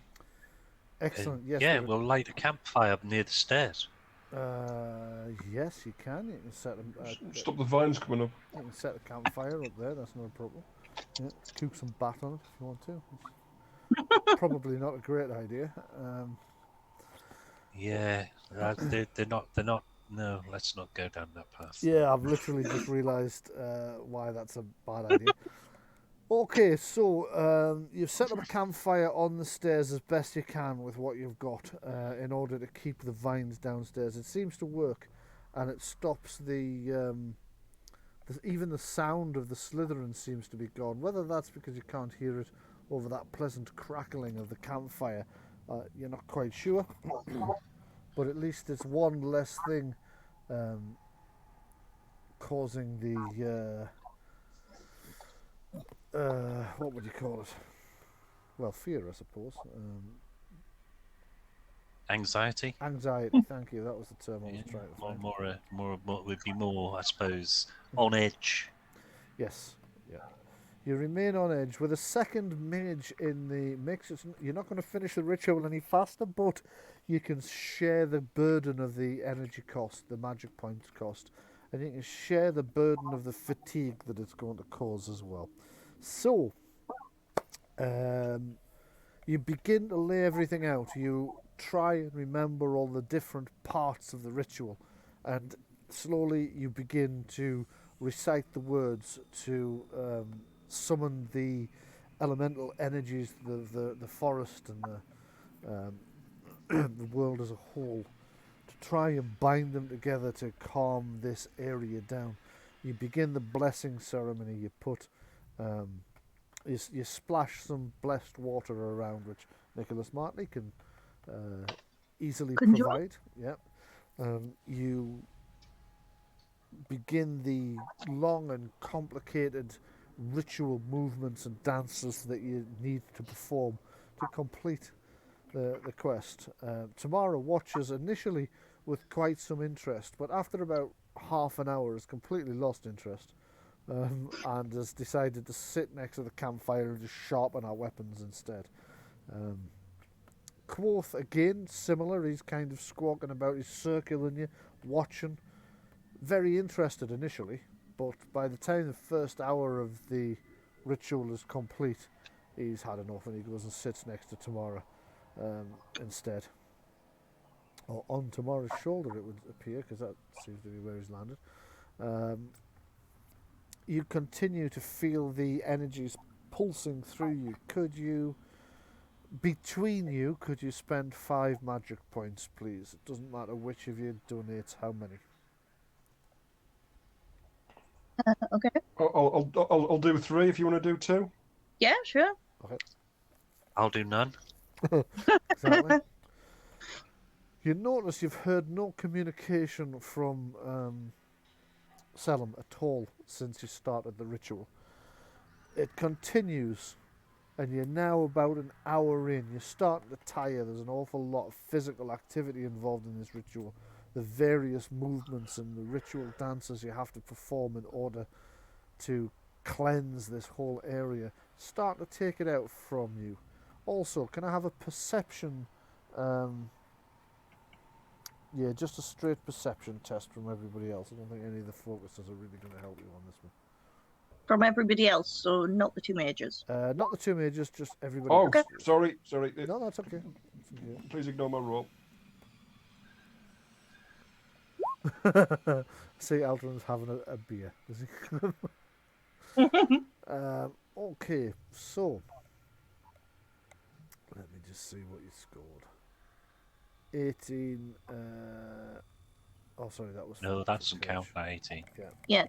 Tamara still needs to roll. Yeah, so we need to roll for Tamara. Right. And Aldrin, you can feel the temperatures dropping in the room. At first you think it's just a mild breeze or a draft or something like that. Tamara notices this as well. Eventually you start to notice that there's something wrong. The temperature is seriously dropping in this room, and it's not just a breeze. As you head over towards the gash to look out of the skull, could you make a perception, hearing or seeing? You can make either one, but you can only make one or the other. Well, I'm going to do a seeing test. Right. Aldrin notices that from the middle of the valley, there's this whirlwind has started to build. It's completely unnatural. There's no way this should be occurring. And yet it is. You can see it. This tornado-like wind is starting to form in the centre of the valley. And it's moving. It's moving towards you. And it's picking up speed as it gets there. What would everybody like to do? Ritual. It's Are we all trans. aware of that? Just the people who aren't actually in the middle of the ritual. They can tell you Right. if, I'm the clue then. if they're not too worried about. Do we know how long the ritual is going to take? And will said wind arrive before? Said wind's going to arrive in the next minute or two, and the ritual's still, you would say, about half an hour from completion at least.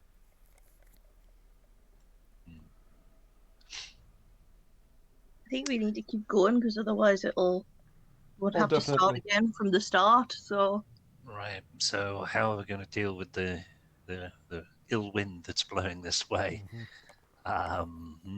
So, just to clarify, did the people who've perceived it tell the people who are doing the ritual? Yes. Right, in which case, that may very well be the master on his way here to stop us doing this. Take up defensive positions. Yeah, I'll be in the trench here then. Okay, you may position Tamara, and you I can would also suggest- position Quoth. Can I suggest that for the next action we'll rotate who's using Tamara, so that Patrick's not left trying to handle his own character, Tamara, and his familiar. Thank you. Sean, do you want to take Tamara for the next action? Yeah, can do. Just let me get the sheet open. Yeah. Okay. Got it. Okay, so you brace yourselves ready for what you expect to be the master bursting through. The wind begins to pick up. Initially, the first thing that happens is that this flurry of leaves and other detritus comes through the gash and the eye sockets and starts hurling around the inside of the skull. It's mildly distracting at this point. Can I have a willpower self-discipline test from the people involved in the ritual, please?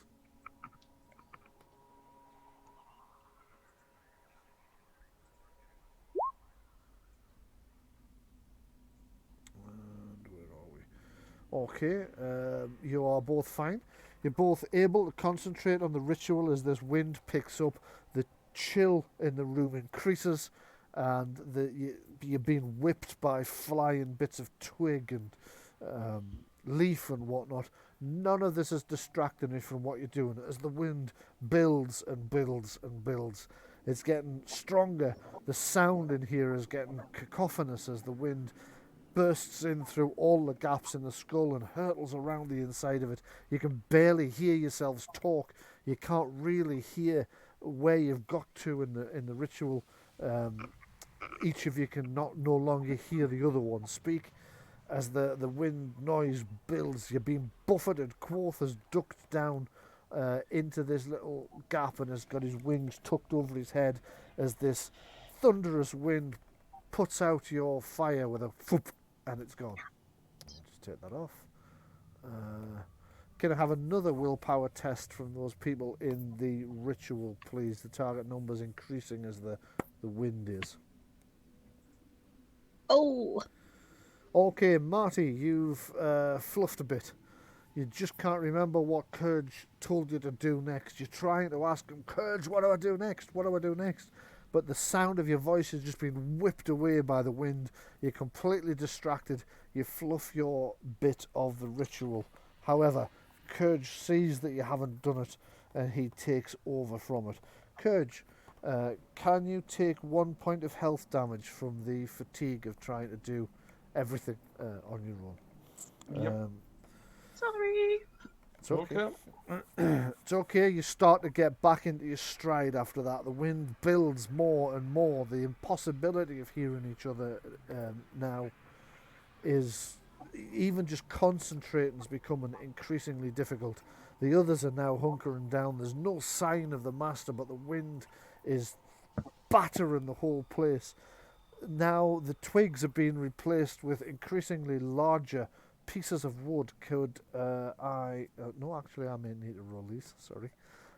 I need to roll to see, first of all, which of you is going to get is going to come under attack by a piece of wood. So I'm going to go clockwise from Nicholas Marty. So Nicholas, you're 1, Kurd is 2, Alderan 3, Quoth is 4, Tamara is 5, and if I roll a 6, it misses everybody. 6. 3. So Alderan, you're trying to duck down as best you can in this bit, but a fairly substantial branch comes hurtling in on the side of the wind, and thunk, it heading straight towards you. It might not actually hit though, so let's just make a roll, and it's just a straight 3d6. 13. Does that hit? No. No. You duck just in time as this branch goes woof, woof, woof, woof, over the top of your head and lands behind you in the ditch a bit, and you can see it rattling as the wind is trying to pick it up again. Can I have another set of willpower self-discipline tests from the ritual casters, please? That's better. Nicholas has managed to get himself pulled together and is concentrating on what he's doing now. And Kurge is also managing as well. So as the hurricane continues to batter you, you can see around the wound in the skull, bits of the petrified bone are starting to break off under the impact. The wind is now getting to such a level that you're worried it'll pick you up off your feet. Maybe not Kurge, because he's quite heavy. But certainly Quoth has now like hopped under Tamara, where she's like hunched over him with the shield to try and stop him just being picked up and flung by the wind, because he very easily could be. And it's only her sort of wind breaking that's keeping him from just being bounced around by this thunderous wind. Yeah, okay. Can I have a third willpower test from the two people involved in the ritual, please?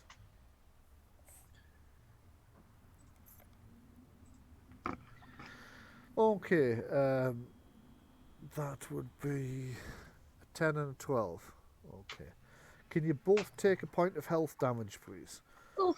As you're continuing to try and continue the ritual under these terrible circumstances, you're being battered by bits of detritus that are hitting you and slashing you.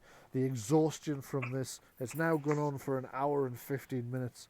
You're tiring, the sweat's beading on you, and you're cold because the wind is freezing you. Not helped by the fact that you're sweating from the activity, but that's then evaporating off in the wind, and then suddenly the wind stops dead. Poof, just gone. Everything settles down. You haven't broken the ritual. You can still continue it. You can see that everything that was being battered by the wind isn't anymore. And it's Are we in the eye of the storm? deathly silent. You could be. Yeah, it might be Right. that. Just look, if it doesn't break my concentration of the ritual too much, Mhm. just looking around, is there a whole load of bits of wood and detritus left in here? Yes, loads. Yeah. Can I speak to the others without breaking this ritual? Yes, you can. Yeah. Get all of that wood out of here as quickly as possible. Okay. It may coalesce into something. Right. Okay, 50 experience points. Okay.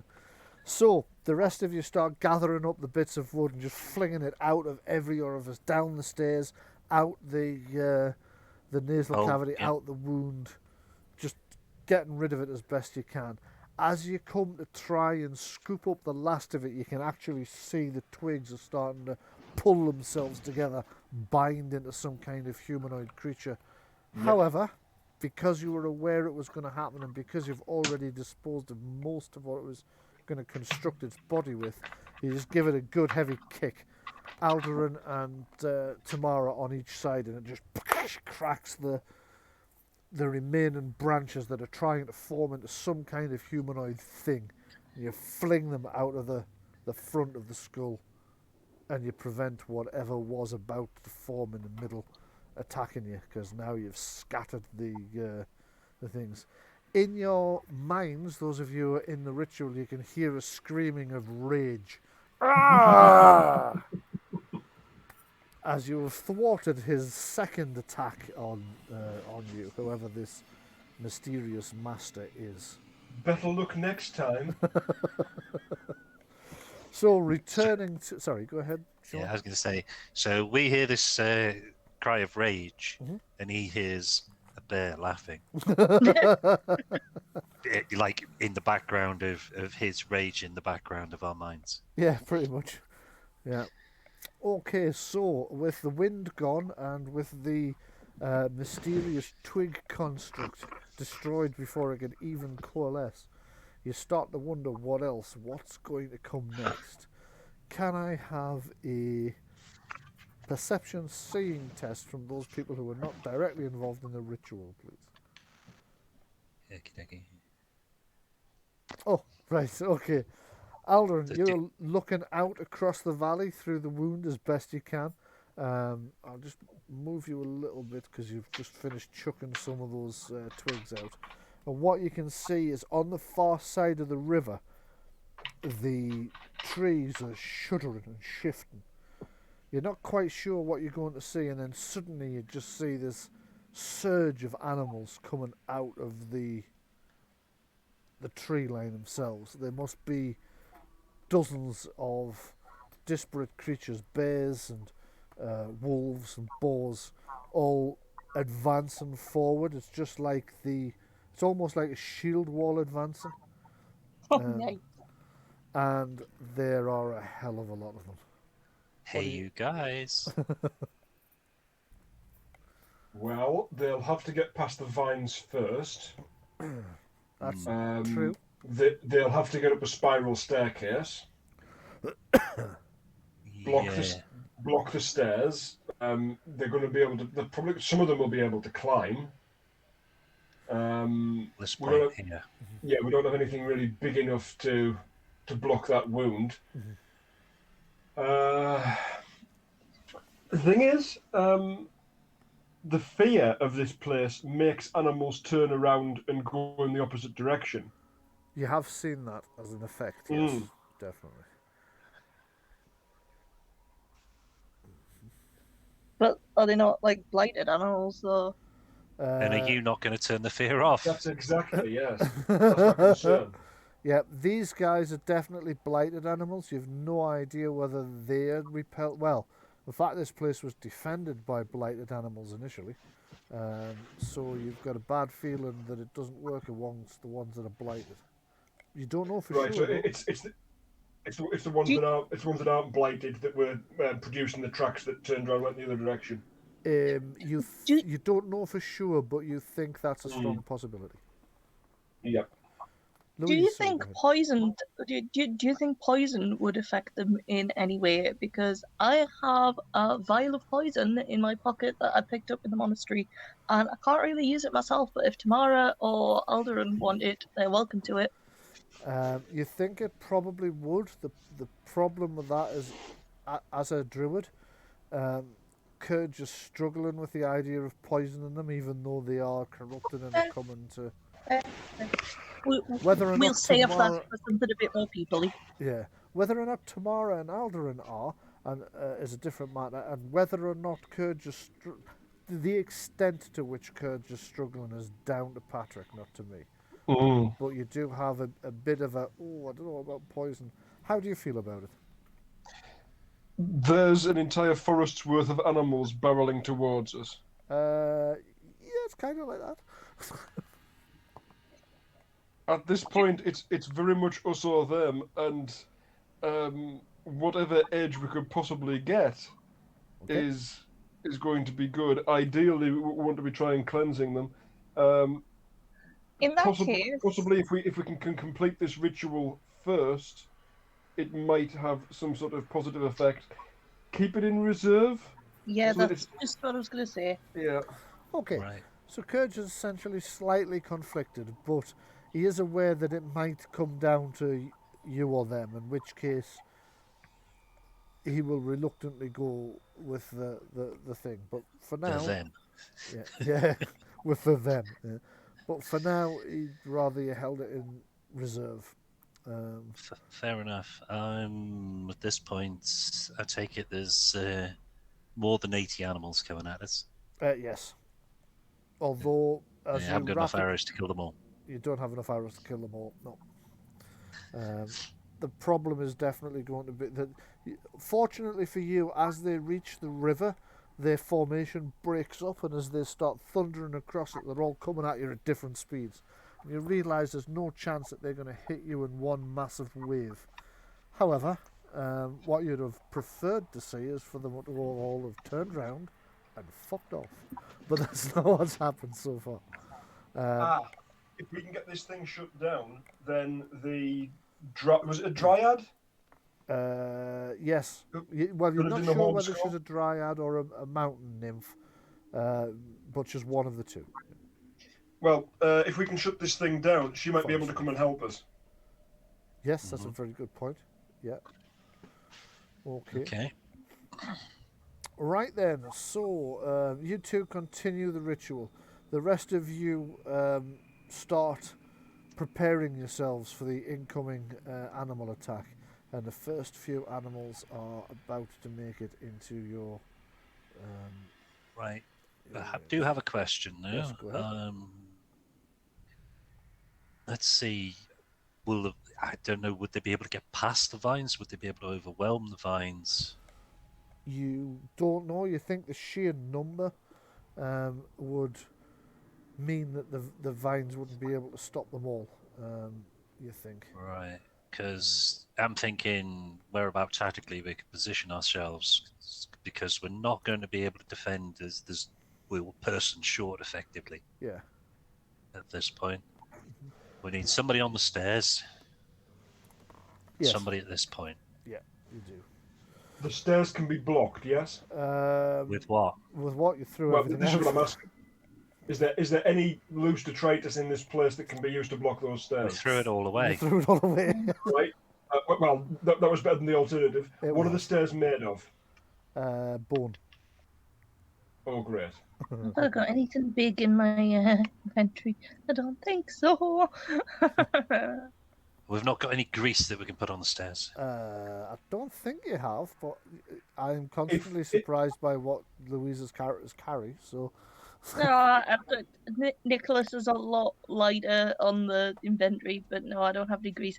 Do I have some insect repellent? We do have that. If I go off and do a couple of spells, does that break my work with this ritual? No, it won't. It'll just put the ritual on pause. As long as one of you's participating at any given time, you should be all right. Yeah. Okay, what if I go and cast regrowth on those vines down there and massively increase their numbers and strength? Do you mean the hanging vines, or do you just mean the non-active vines to create a barrier? Now, this is where the GM gives you a gift. Thank you. Regrowth on the vines that are already here could potentially just block that staircase, couldn't they? Yeah, oh yes, you could, aye. These green lines on the floor. Yeah, you could. You could block the staircase with that. That would only leave the enemy one route to enter, and then you can fight them one at a time. It's easier to cover them, and we essentially bottleneck them. Absolutely. Okay. And with only 80 of them, it means that Tamara and Alderaan only have to kill 40 each to get you. That's what we call a target-rich environment. Right. Okay. So I'm happy to do that. Do you also think that I should go down there and regrow the dangerous hanging blood vines, so that they have to get through those, and they're going to thin down the numbers as well? I'm not going to do this. I'm not going to do this unilaterally. Well, how many points would it cost you to do 2 regrowths and a communication? I think the communication's 3 and regrowth is 3. So 9 in total. You could say, "Well, boys, meat's on the way." Yes. Or you can eat moving buffet. Well, I've already communicated to them previously that we're going to feed them. Food's on the way, and then... You did actually, yeah, you did. Wait, are we now an Uber text? Just eat. Just eat. What we need is something to really thin down the numbers. They're going to come through at ground level first before I think they're going to start to climb up the outside. But then again, they're blighted, so they're going to have some sort of guiding intelligence with them. As soon as they run into the vines at all, they're liable to circumvent them altogether. If they've got a guiding intelligence, they're going to know that the vines are there to start with. Yeah. Yeah, but they might not care. They might just choke them and run over the top of all the corpses. Yeah. Certainly wouldn't be expecting reinforced vines. Yeah. Right. Any objections? No. Right. Go for it. Okay. I assume you're going to do the downstairs stuff before you block the Yes. staircase. I've done the prep work for the staircase ready, Yes. though. So you head downstairs and you can see the hanging vine starting to slither across the ground again. What are you going to do? Is my wood speech still in effect? Is this still the same encounter? We're probably pushing it a bit because you've done over an hour's worth of the ritual, so I'm going to say Your no. call entirely. I'm going to say you would have to do it again. Yeah. Right.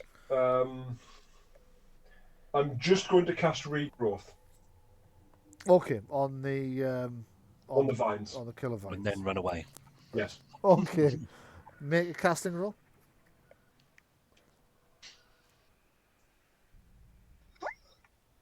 Okay, that's a pass. As you cast regrowth on the hanging vines, you see that various shoots on the vines start to grow and extend, multiple vines springing from the same root knot.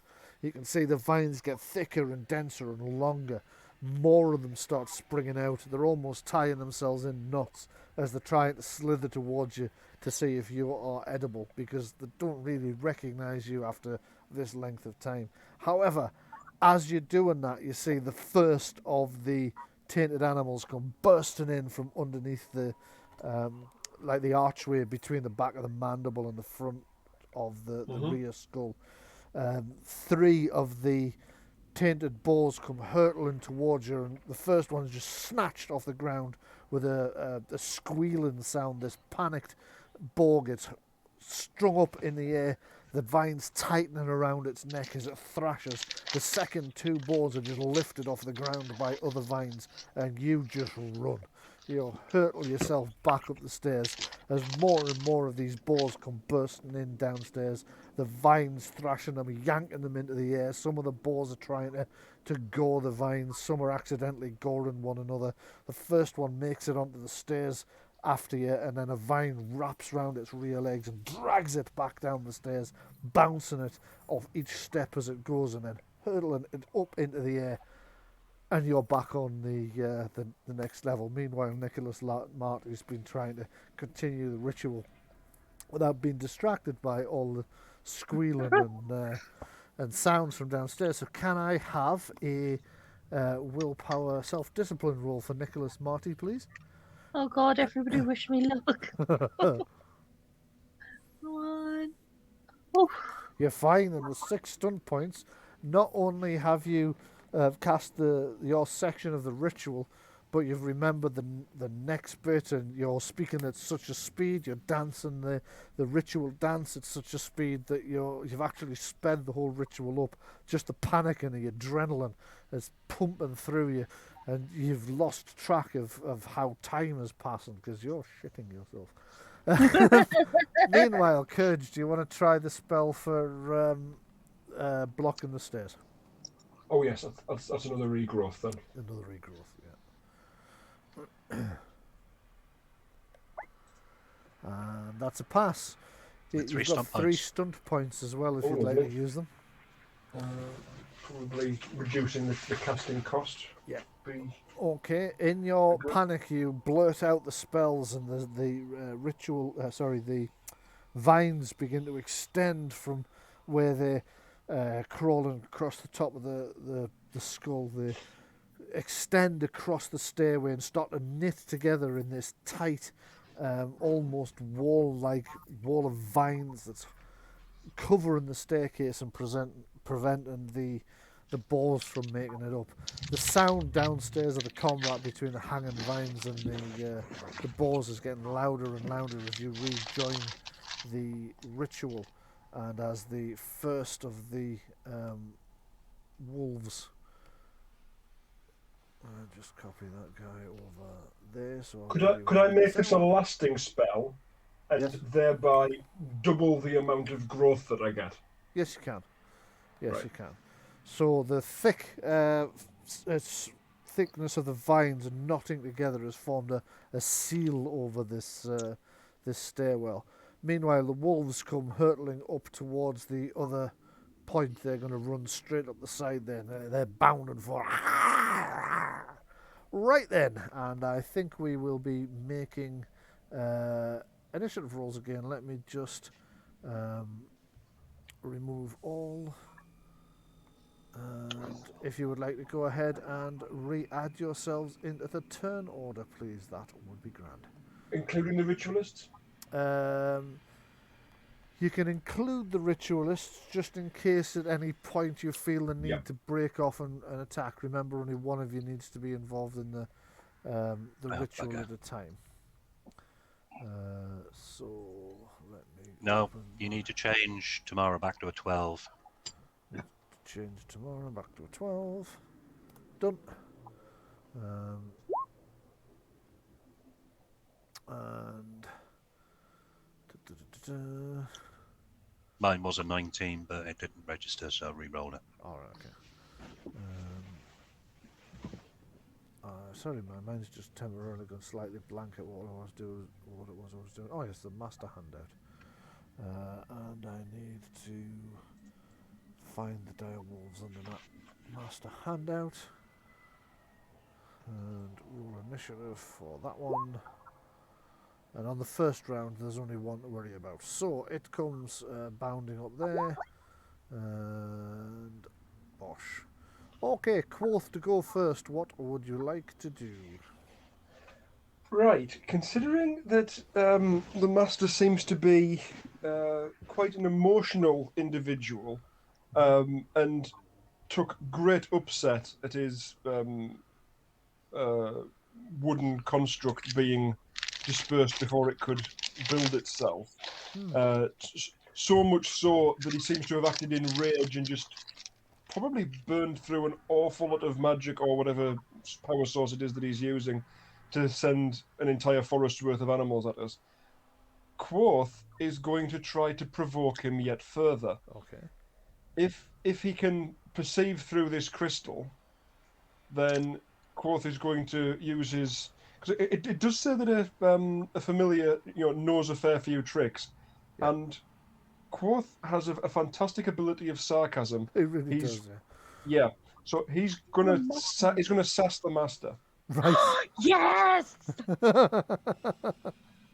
Okay, so Croth is now cawing and squawking into the crystal. His head cocked on one side. He's flapping his wings. And he almost distracts himself because the intricate flapping of his wings almost feels like he's creating shadow puppets or doing some kind of semaphore.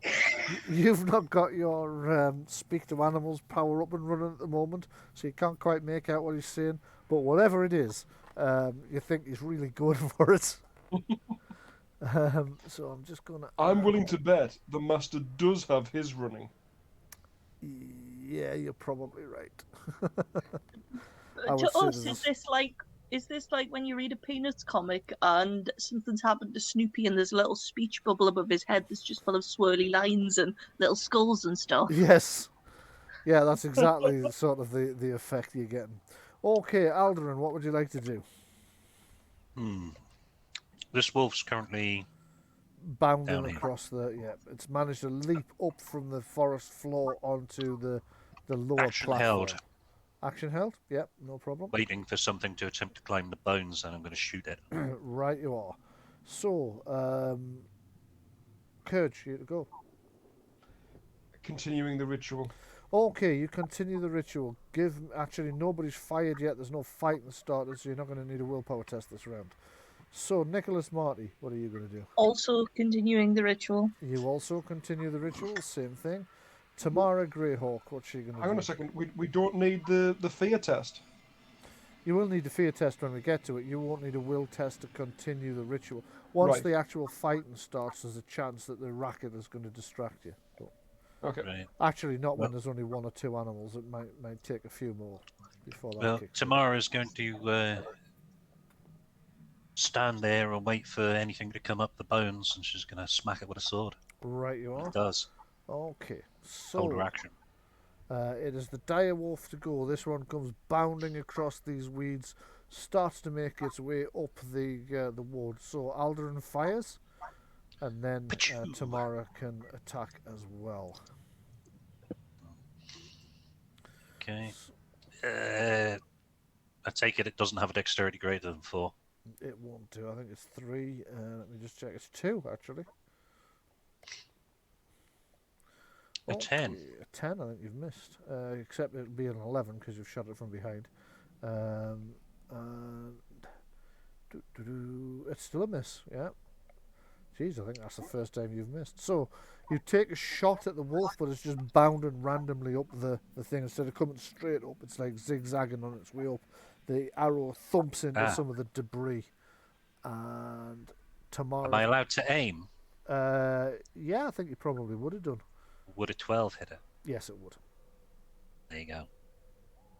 So you do Sorry. actually manage to hit it in the rear flank. No, that's okay. Roll the damage. Because I would have had time to prepare. Yes. Is it within 6 yards of me? Do you want to go ahead and measure? I think it probably is. Yeah, well, height-wise across there, yeah, it's going to be 1, 2, 3, 4. It's if it was on the top square, yeah, Yes. it would be from there to there. It's effectively 5. Yeah. If you were to go for the angle down to maybe 4, 6, yeah. Okay, in that case, oh, I get 2 stunt points, do I? Yes, you do. All right. So basically, it landed over here on the floor Right. Okay. So just because it ran up there. It got shot in the back, and it was knocked away from me into that square. Right, you are. So you shoot it off the pile of bones. It goes tumbling, paw over tail.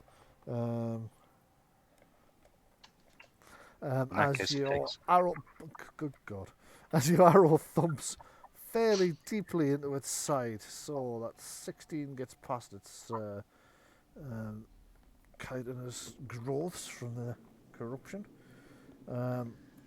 Yeah, that's very badly injured. It'll never survive another hit like that. Did it take anything for falling down? No, because it's kind of a slow... Yeah, go on, I'll give you a d6.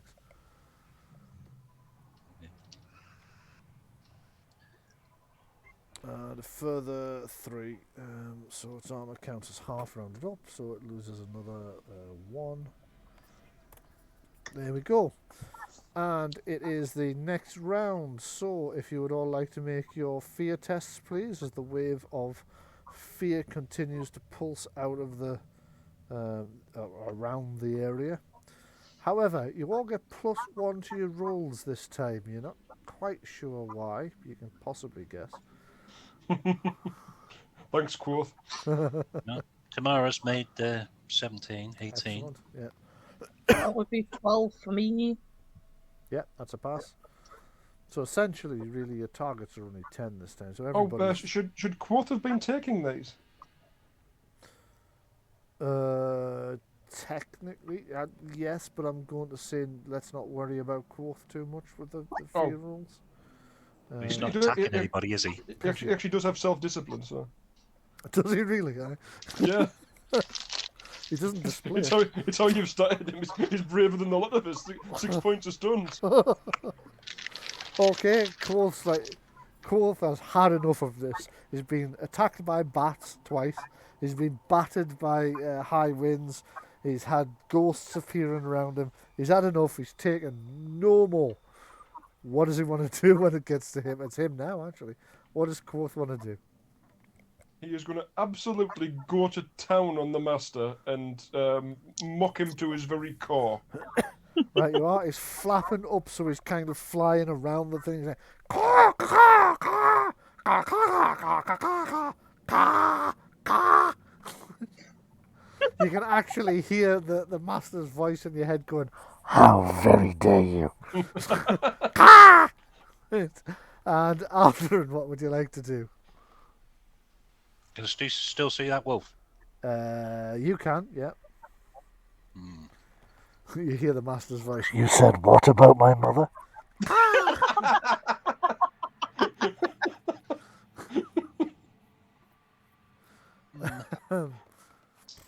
No, I'm going to hold my action again. In Hull. Sorry? Something about Welks in Hull. Yes. No, I'm going to hold my action. Right, you're going to hold your action. But I'll reload. Okay. Ready to go. Aldrin reloads in case the creature recovers itself. Courage. What are you doing? Continuing the ritual. Okay, willpower test them, please. Actually, you don't need to yet. There's no hand-to-hand broken out. Don't worry about it. You can just get on with the ritual, I think. Right. Nicholas. Yeah, same ritual. Okay, you continue the ritual as well. And it is Tamara, who I take it is going to hold. Yep. And it is Wolfie Wolf, who is now going to turn round and make its way back up the thing. So Aldrin can take another shot if he'd like to. Can Tamara go first? Yes. I'd rather she went first before. Save your ammunition in case she kills it. Yeah. Okay, go for it. We'll just double team them like that. Yeah. Longsword.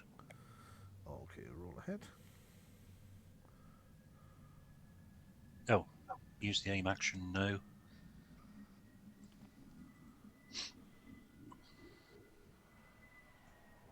$16, that hit it. Yes, that's a hit.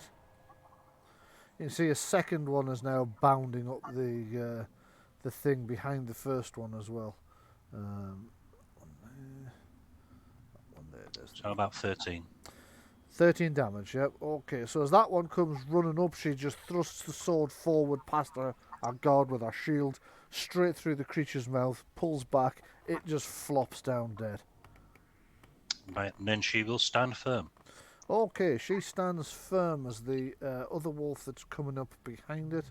Oh, thump, thump, thump, thump, thump. And actually, I'm just going to move that one out of the way as it rolls down.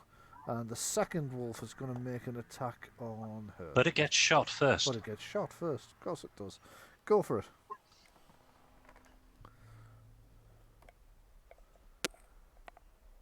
Oh, good God. No, it didn't. It might have done because it's in hand-to-hand with Tamara, so it's outnumbered 2-1. So that's taking yours to 11. You've attacked it from behind. That's 12. That's a hit. Okay, if you say so. It's just barely. Actually, do you count? No, yeah, you do. Aye, go on. Yes, 12. It's a hit. Shot in the back, right, Yeah. okay. Which, again, has the effect of it takes the damage. Yeah. Guess what?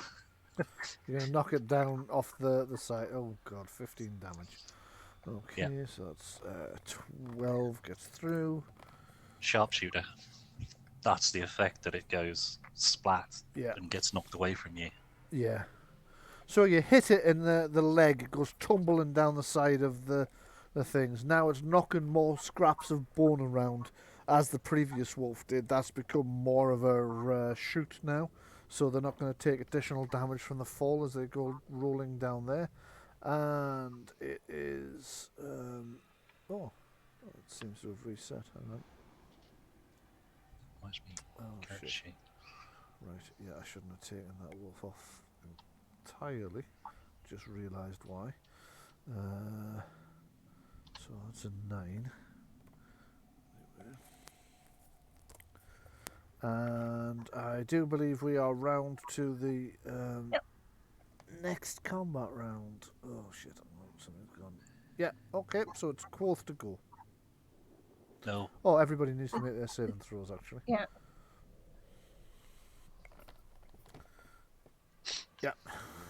Oh, that was a good one. It really was. Alderan, with the 6 points of stunts, I'm going to allow you to not need any more fear tests for this action. Okay. Well, I've decided I've had enough of these scary things. Yeah, absolutely. Yeah. So That'd be my everybody is Fey passed. ancestry. Yeah. Everybody has passed this round, so it is Courage to go. What would you like to do? Continuing the ritual. Okay. Courage, sorry, Quoth is what I meant to say. Quoth to go. Continuing the harassment. Right. If there is anything that has been left unsaid, if there is anywhere left to go with the roasting of the master. Oh, he's still got loads to go.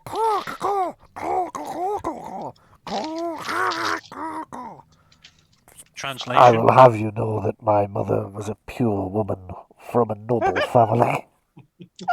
Translation of And that I was, at least know who my father is, you eye-eating son of a whore. so Klaus' next insult is, your mama was so dumb, she put lipstick on her forehead to make up her mind. Oh! And it's Alderan to go next. You know what I'm going to do? I'm just going to hold my action. Right, I'll ready another arrow. Ready in another arrow. Kurtz is continuing the ritual. Nicholas, what would you like to do? Yeah, continuing to make ritual noise. Okay, you continue the ritual as well. Tamara will presumably be holding her action until this wolf makes it back up here, which it does. She can now make her attack to see if she can finish it off.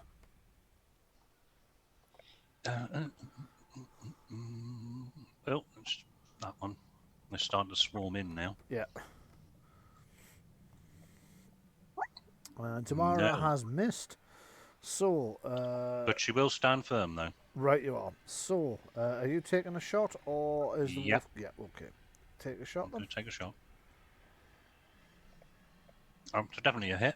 Yeah, that's a hit. Roll the damage. And that's killed it.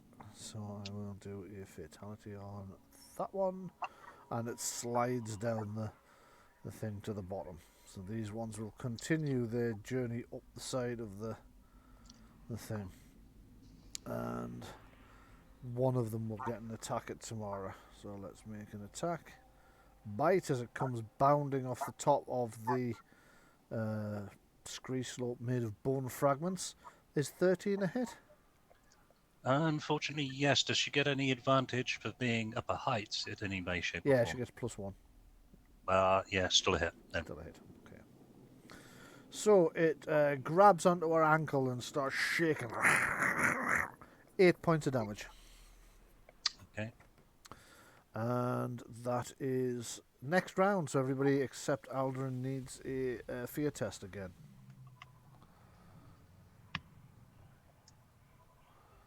Ooh. It's alright. 11's a pass. Now it's more about Tamara. Oh, Tamara. Well, remember she gets +1, so it's 10, so that's a fail.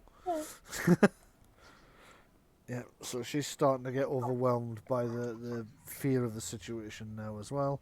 Everybody else seems okay. So, Quoth. What's Quoth doing now?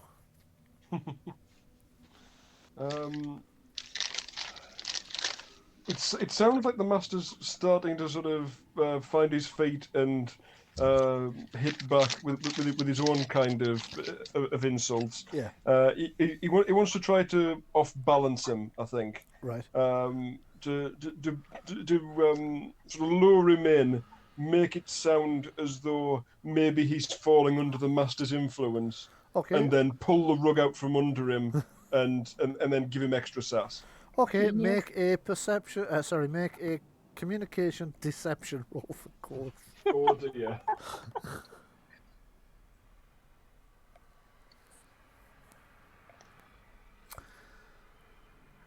Right. No, he's not falling for it. No. Not falling for it. He knows he's now got Quoth in a flap. Never mind. Oh. That feather-brained master. So, Alderan, what would he like to do?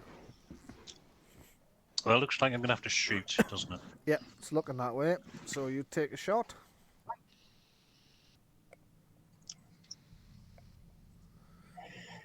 And that's a hit. Against that first one, which knocks it down.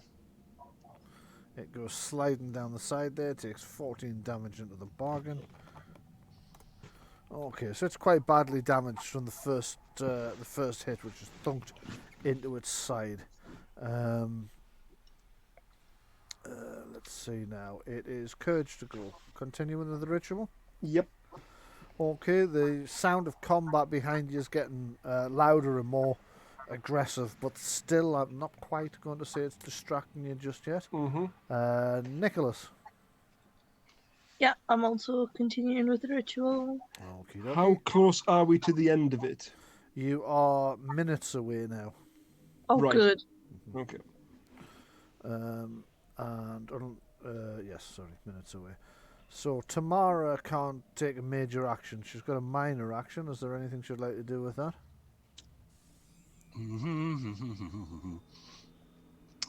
The only minor action that she really should take is.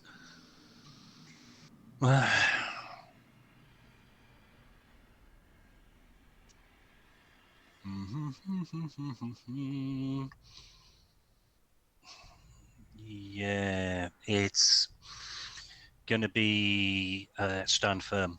Right. Okay, she stands firm as the first of the wolves makes a leap to try and clamp its teeth round part of it. Actually, this is the one that's... No, you shot the one that bit it. So yeah, it makes a leap to try and clamp its teeth around something fleshy. And with a 16 and 3 points of stunts, it has got her. It's going to use setup so that the next wolf attacking gets +2 to hit, and it's going to deal her 9 points of damage as its teeth sink into her already wounded ankle and it starts shaking and shaking. It crouches down so that the wolf behind can get in as well and have a bit of a go, join in the fun and games. It's going to try and bite her.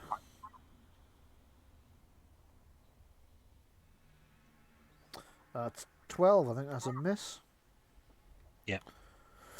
Okay, so that is the next round, so everyone can go ahead and make their fear tests again. Come on, Tamara. You need to make a comeback from this. Which does, yeah. There we go. Yeah. The pain in her ankle from being bitten by these wolves has brought her back to her senses. She shakes off the fear and powers on through it. Can everybody see her health bar? I can.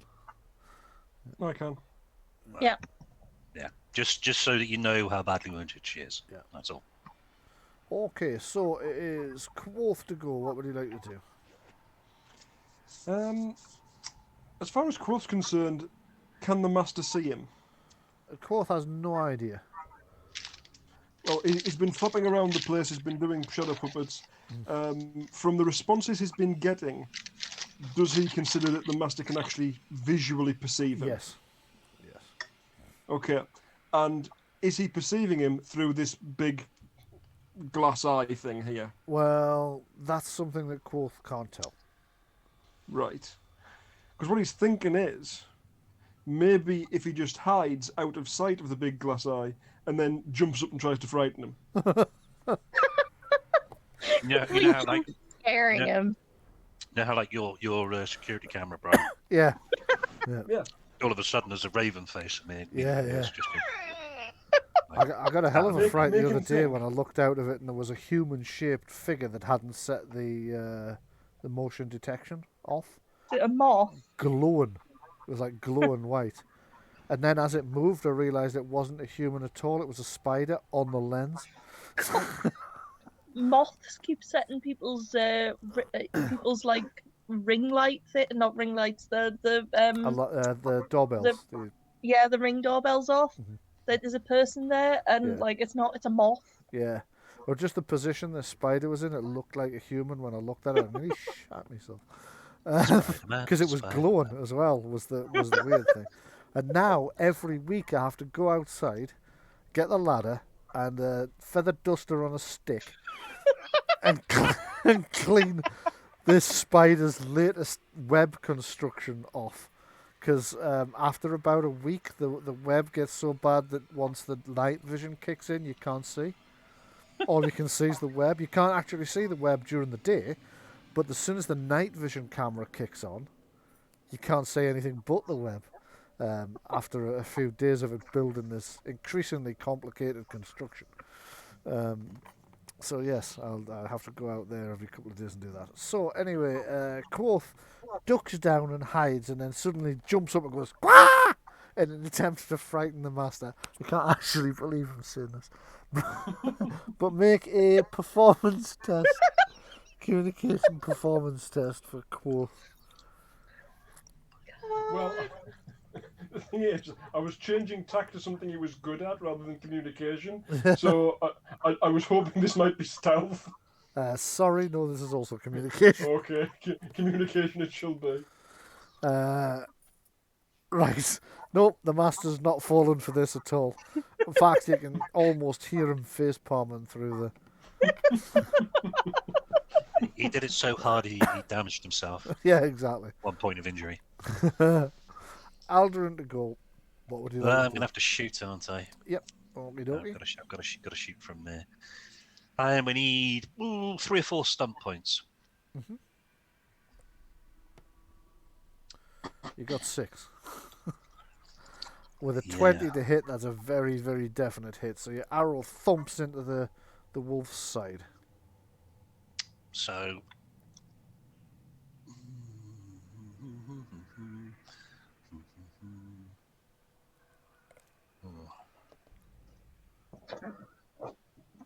Yeah. So that would burn my minor action for the turn to reload and fire again. Yeah. Reload and fire again as a thing, and it would do a mighty blow against this one. Yeah. Okay. Roll the damage. So that would be that plus that plus that. That's 20 points of damage. And that knocks it over and off down that way. Yep, it goes tumbling down next to the one you shot last round. And then, because that's a dual strike, for the other 4 points, the other one takes damage as well. But it's only going to be a single d6. Okay. Plus thing. So that's 9. So that's 6. Get through that one. But that one also takes Gets a tumble. knocked down there. So there's now a pile of wolves at the bottom of the thing, and it is Courage to go. Continuing the ritual. Nicholas to go. Yes, same. Okay. Can I now have a willpower test from the pair of you, please? Willpower self-discipline test from the pair of you, please. Yeah. Both passed. That's fine. That's good. Yeah. So it is Tamara to go next. What would you like to do?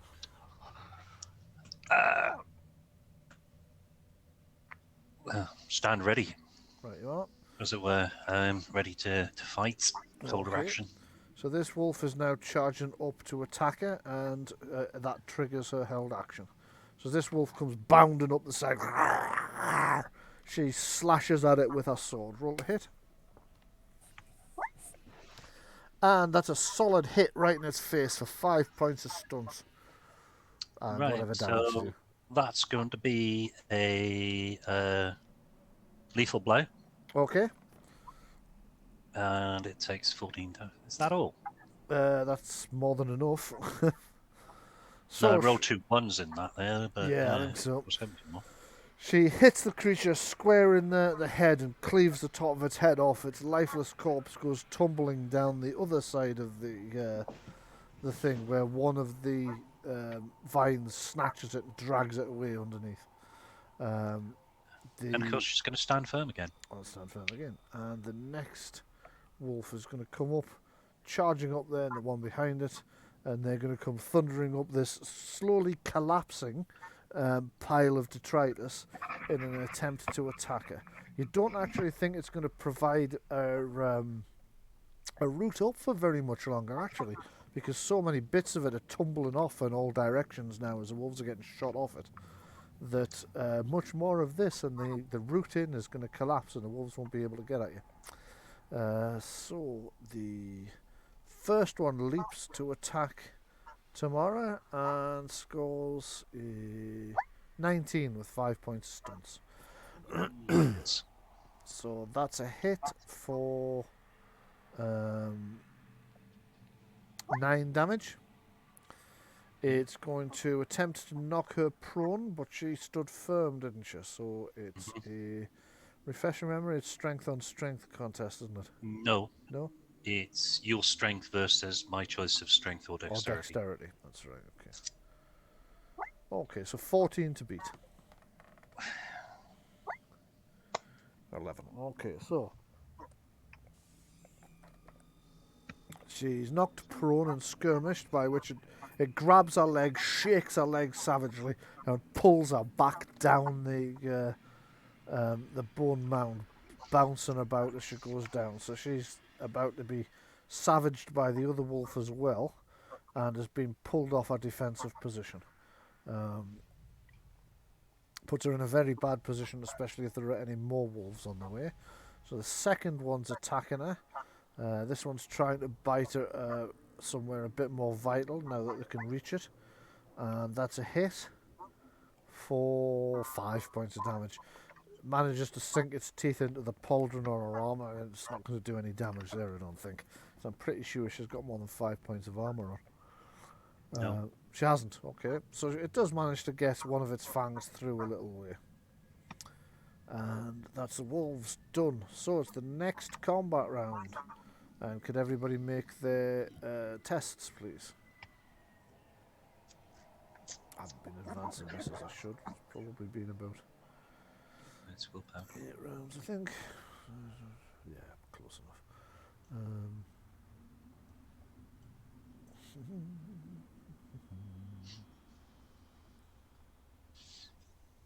I'll take 7, we'll call it. Okay, Quoth to go. Okay. His efforts have been doing less over the past few rounds. Yes. He's going to try to boost the morale and the to help keep the ritualists strong somehow. Okay, that's an option. I'll give you another one, and then you can decide which of the two you want to take. The wolves can't easily attack upwards, like too high above them. He can conceivably attack them from a flying position, pecking at their eyes with minimal risk to himself. Just throwing that out there. Which would you like? What would you like to do? Well, considering that Tamara's been dragged down there, go and try and rescue her. Okie dokie. He's going to fly in. His defense is 3 points higher against the wolves because he's staying. You know, they struggle to get up as easily. They have to kind of reel back to do it. So his defense would be considered 3 points higher than it actually is. He can head over here. That's as long as he's flying, obviously. If they do get him out of the air, then everything changes. So he flies over here and picks out what he assumes is the weakest of the two wolves, the most damaged, which would actually be the one further back. So he's going to attack this one. Go ahead, make a roll. Yeah.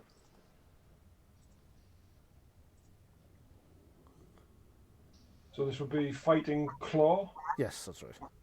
Or peck. Okay, so he's actually missed, but it will still count against that wolf, who is now outnumbered. So as... Well, he's not. It's 2 for 2, so he's okay. So Quoth comes hurtling out and tries to claw at the wolf, which kind of snaps its jaws together in the air as best it can, but misses him completely. And it is Alderin to go. What would you like to do? Well, I'm going to have to shoot, aren't I? Yep. One of those wolves. I'll take the high one. Right, you are. You take the high one that's got Tamara by the shoulder. 19, that's a hit.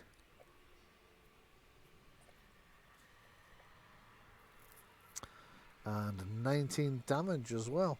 This wolf is just barely clinging on as that shot hits right behind its front shoulder, deeply into its chest cavity. This would be enough for most normal animals, but controlled directly as they are by the master, they will continue in the fight. Courage, go. What do you like to do? Continuing the ritual. Excellent. And Nicholas? Same. And Tamara to go. Right. What disadvantage is she lying down or on the bones, as it were, to stab around her? She'll be at minus 1 to hit. She's going to have to use the sword to swing around at them. Yeah. Come on. Oh, no. Not using an aim action. Okay. 17. She swings the sword around and catches one of the wolves heavily. Is she hitting the higher or lower wolf? The higher one. Higher wolf. Okay, 3 points of stunts and whatever damage you do. 8. Alright, you are. And with those 3 points of stunts, it'll be a lightning attack to hit the other one. Right, you are. So she swings the first sword around and slices the nose off the wolf where it's clamped onto her body. It just flops over dead. And she slashes at the next one. She misses that, unfortunately. And then she'll stand up. Right, you are.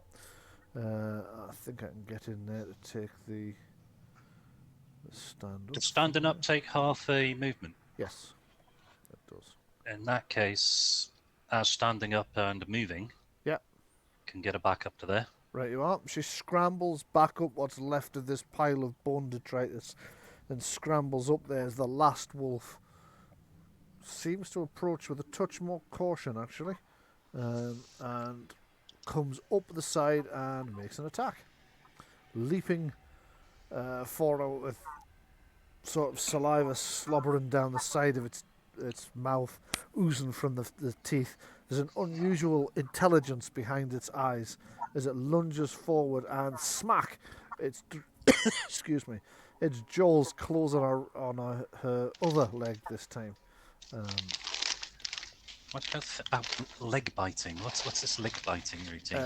She's up a height and they're a bit lower than her and shorter than her in the first place. It's about all they can reach unless they can get on an equal footing or get above her, which is why the other one hit her in the shoulder.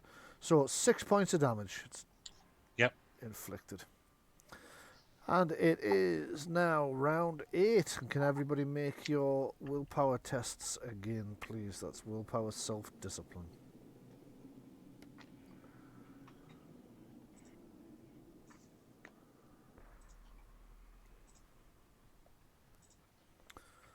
And Quoth to go first. What would he like to do?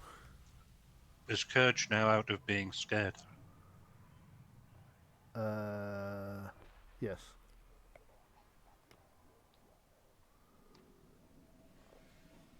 Pardon me. So, what's Quoth doing? Was Coach scared the last round? Not that I already. No, I mean, no more fear tests. Oh, because of the 6 points of stuns. Because of 6 points of stuns, yes. Ah, right. Okay, got you. I was confused there as well. Sorry? I was confused there for a second as well. It's alright, I get it now. Yeah. You've run out of fear. Yeah, run out of fear. Right, so Quoth will make another attack. Okay, Quoth strikes in from the rear of the wolf this time to give it the least possible chance of hitting him as he screeches in, pecking and clawing. Roll to hit. Oh, you did. Is it a +1 from attacking from the rear? Yes. You also get +2 because of how badly outnumbered the wolf is, actually. So that's 10 as a miss. Okay, Aldrin, you to go. Hopefully I can shoot it. Yes. Hopefully I can hit it, I should say. Yeah. Definitely shoot at it. It's a hit with 6 points of stuns.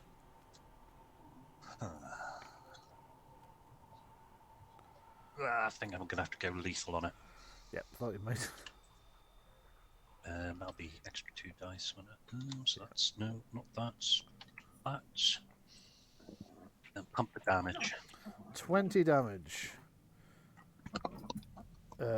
Describe how your last shot ends this creature's life. So as it leaps, as it sort of like goes to bite forward, the arrow from the side hits it straight through the neck with such force that it knocks it down off the pile into this square. It's like, boom! Its corpse slides down there and collapses heavily. Again, you see a green flash, and this ghostly humanoid form emerges from the top of the dead wolf, looks straight at you, and cackles. Next time, elf. And then flies off into the distance, zipping across the valley. The wolf's body just collapses as if it's just a skin. Just the Aldrin shouts, 2-0. Okay, and with that, the ritual finally comes to what you hope is going to be a satisfactory end. So, can I have a willpower self-discipline test from the ritual casters, please? Is this the one that I now no longer need to do because of the 6 points of stunts, or is it different? No, this one's different. Okay. Okay. Louise has passed it. And 15's a pair. Okay, just passed it, yes. Okay, so this was to see if you were going to take any further damage from the exhaustion ritual. Ah, right. So you're tired, you're gasping for breath. Each of you take a d6 damage instead of the 2d6 damage you would have taken. Armor piercing, obviously, because it's to do with exhaustion. It's got nothing to do with... Yeah, it's not like you're being punched. That's right, yeah. So each of you can roll the damage yourself. You roll a d6 and take that off your health. Oh, for fuck's sake. Sorry. The time when you don't want to roll high is yeah, self-infliction. Exactly. So as the sounds of battle die down to nothingness from underneath, where Tamara and Aldrin are, they can see the line of onrushing animals just kind of disperses. They sort of lose cohesion, they lose any understanding of what it is they're doing, and they just kind of wander off. Some of them wander back into the woods, some of them wander down river. Some of them seem completely freed by the effect of the master and just off and running. Suddenly, the sense of fear and trepidation you've all felt since you entered the valley that got worse and worse as you approached this skull, it's just gone. It doesn't even sort of die away naturally. You don't feel it sort of reducing in strength. It just goes. Make a note that you now control the Skull of Fear. Hey. Okay. You can no longer hear the master through the gemstone. You can't communicate with this skull anymore. So, I suppose I can stop the scary music in the background, since it is no longer scary. Oh, things. Right, so what I suggest is we gather ourselves over in whichever dimple or whatever it is. You've got these like depressions. Mm-hmm. And take a breather, take a rest, whatever it is you need to do. Absolutely. I take it we're going to debrief after this combat. Quite possibly. Yeah. First thing we'll do though, before we forget, is apply the breather. So everybody gets health back equal to 5 plus their level plus their constitution. And then, by all means, go ahead and debrief. Are you doing tomorrow, Sean? Yeah. Okay. And the next time we go into action, Louise, it'll be your turn to control tomorrow. Okay. Because it's 3 plus 1 plus 5, 9, 32, right? Do I take it that during the debrief, during the discussion, that mention would be made of the fact that the spirit of the master has come out of one of the wolves. Yes. Yes. Right. Second time we've seen it, and the pivotal force with that's driving on all of the rest of the animals in every attack that we've suffered. Is there a way to pick out that one beforehand rather than just killing it randomly? Is there any kind of visual indicator as to which animal he's been in each time? We've seen him in a boar, we've seen him in a wolf. Mm-hmm. Did it look any different? Okay. Those of you who saw both, make a perception seeing test. Yeah. I'm on the wrong panel. Who would have seen both of them? You and Tamara. And Quoth, actually. Who wants to do Tamara? I've just done it. You've done it right. Okay, so that is... that's a pass, right. Tamara speaks up, yes. There is. If you look closely in the eyes are human. There are human eyes staring back out of the animals, never the animals' eyes. Furthermore, if you watch how they move, they don't move quite right. The fur seems less lustrous because it is, after all, just the skinned hide of an animal that the master's hiding in. Yes, I could recognise it again if I saw it. In which case, you pick out the target when we see it, and we focus fire on that one, and all the rest will turn tail. Yeah. Okay, good idea. I'm going to give you another 50 experience points for that. Sean, for your planned defence of the thing, I'm going to give you, and Tamara can take this as well, 25 points. No, sorry, 50 points. I'm doing 50 for that. For actually enacting the ritual, the two of you get 25 points for that. And for the battle with the bats, which proved a little bit more strenuous than I imagined it was going to, you can all have 100 points, and you can all have 250 points for this battle that you've just fought. 250, did you say? 250 for this one. Sorry, Patrick, I realised I should have been writing that down as I said it and then totting it all please. up. Let me just... So it was 100 for that one, 250 for that one. Okay, so Patrick, yours would work out at 400, I think I'm right in saying. No, 425. 425. Everybody else's is very slightly different because you each got different points for everything. I think if I'm right, Sean gets 425 and Louise gets 400. Tamara has levelled up. Tamara's levelled up, excellent. Okay, yeah. So we'll do that before the next session. Actually, Louise, you should have had another 50 points for the music related plan earlier, so you get just add another 50. What about Tamara and the shield? Banging. Yes, I was just about to say Tamara can have 25 for that. Sean, you actually came up with that idea, so you can either take the 25 or you can give them to Tamara. She can have. Okay. I came up with the idea of making a noise. Okay, 25 points. But I was giving it to Tamara anyway. All right, okay. I was just about to say, I don't think it was me. Oh, yeah. Right, okay. Yeah. I don't know why it was in my mind that it was. Was there points allocated for the vines? Good grief, no. I forgot about that. So, whose idea were the vines? I think it was Patrick's. That was me as well, yes. Yeah. Okay.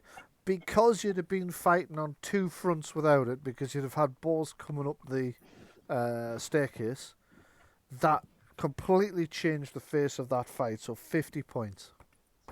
Okay, I must now throw myself on your mercy. Can you please give me a bottom line figure? I haven't a clue where I'm at. Right, okay, I'll have just a second. That's That'd be 500. 475 in that case, unless there was some extra inside there. That was another 50 on the 425. Right, I have 450 written down here, so... Oh, 500 then. 500, yeah. 500, Patrick. Right, okay, now, I managed to do the first number that you said. Okay, so 425. And then right. No, sorry, On top of... 475. Sean was right. That would be why he and I were different. He must have cottoned on you'd got the first... Right. 475, I think. Yeah, you would have added 50 for the ritual, I think it was. Yeah. Or whichever So part. 475. Just add 475. Before we confuse them any further. Right. Okay, it's a good thing I've got a box of hankies next to me because I am having a nosebleed at this point. Oh, dear. Oh, no. Right, so, let's see. 750 plus 475. 750 plus 475 would I've got a calculator for that. I'm making sure that the actual numbers are correct.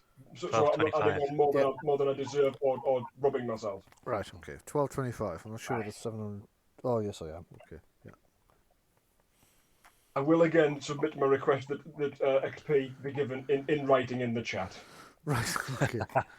Yeah, I would find that quite handy as well, to be honest. Okay, remind me next week to do the experience in writing in the chat in future, because I will forget. Like, usually when you mention it going along, I find that easier because I can write it down in my notes and add up as I go. Yeah. It doesn't actually execute a calculation. Is there a calculation thing that you can do in the chat? I would have thought so. I'd have to look it up. You'd think there'd be, wouldn't you? I think there would be. Okay, so you now control the Skull of Fear. You have significantly weakened the master. You think you can tell which animal the master is in at any given time, and you also know that your old friend Callum is trapped somewhere in one of the skulls. You don't know which skull. He did name it, but you don't actually know the names of the skulls, so not a great deal of help from your point of view. That's 5 o'clock now. We normally go to about 1:30, but that actually feels like a very natural stopping point. How do you all feel? Yeah, that makes sense. Yeah, it's good. Yeah. Yeah, sure. Okay, we will leave it there and we will pick it up from when you are sallying forth from the Skull of Fear, which can essentially be your new base while you control it, for whatever your next move is going to be. And I don't actually know what that is. So when you say control, I mean, yes. Do we just sort of control it in a strategic sense, or is there some features of this place that we now have access to? Very good point. You do actually gain the... if you fight any more battles in here, which you're hoping not to, but if you do, you will now gain the Skull of Fear's lair stunts as an option. Ooh, Although having said that, you've just switched off the fear power, haven't you? So yes. most of them rely on that. So yeah, largely strategically control them in the sense of controlling ground more than anything. But yeah, if you're fighting here, I will still let you have the fear stunts actually physically inside the skull, rather than in the 40-meter radius it would normally encompass if it... because you remember that the master who attacked you outside also got the power there. Okay, so thank you very much for joining us. I hope you've enjoyed the game today. Hope those of you watching it enjoyed it as well, and I hope the sound was not playing up quite so badly this week as it did our first week. We largely got it right last week. So thank you very much. We'll be back next week with part 4 of Valley of the Whispering Titans. And I will just close that down and speak to everyone, all the players, in a moment.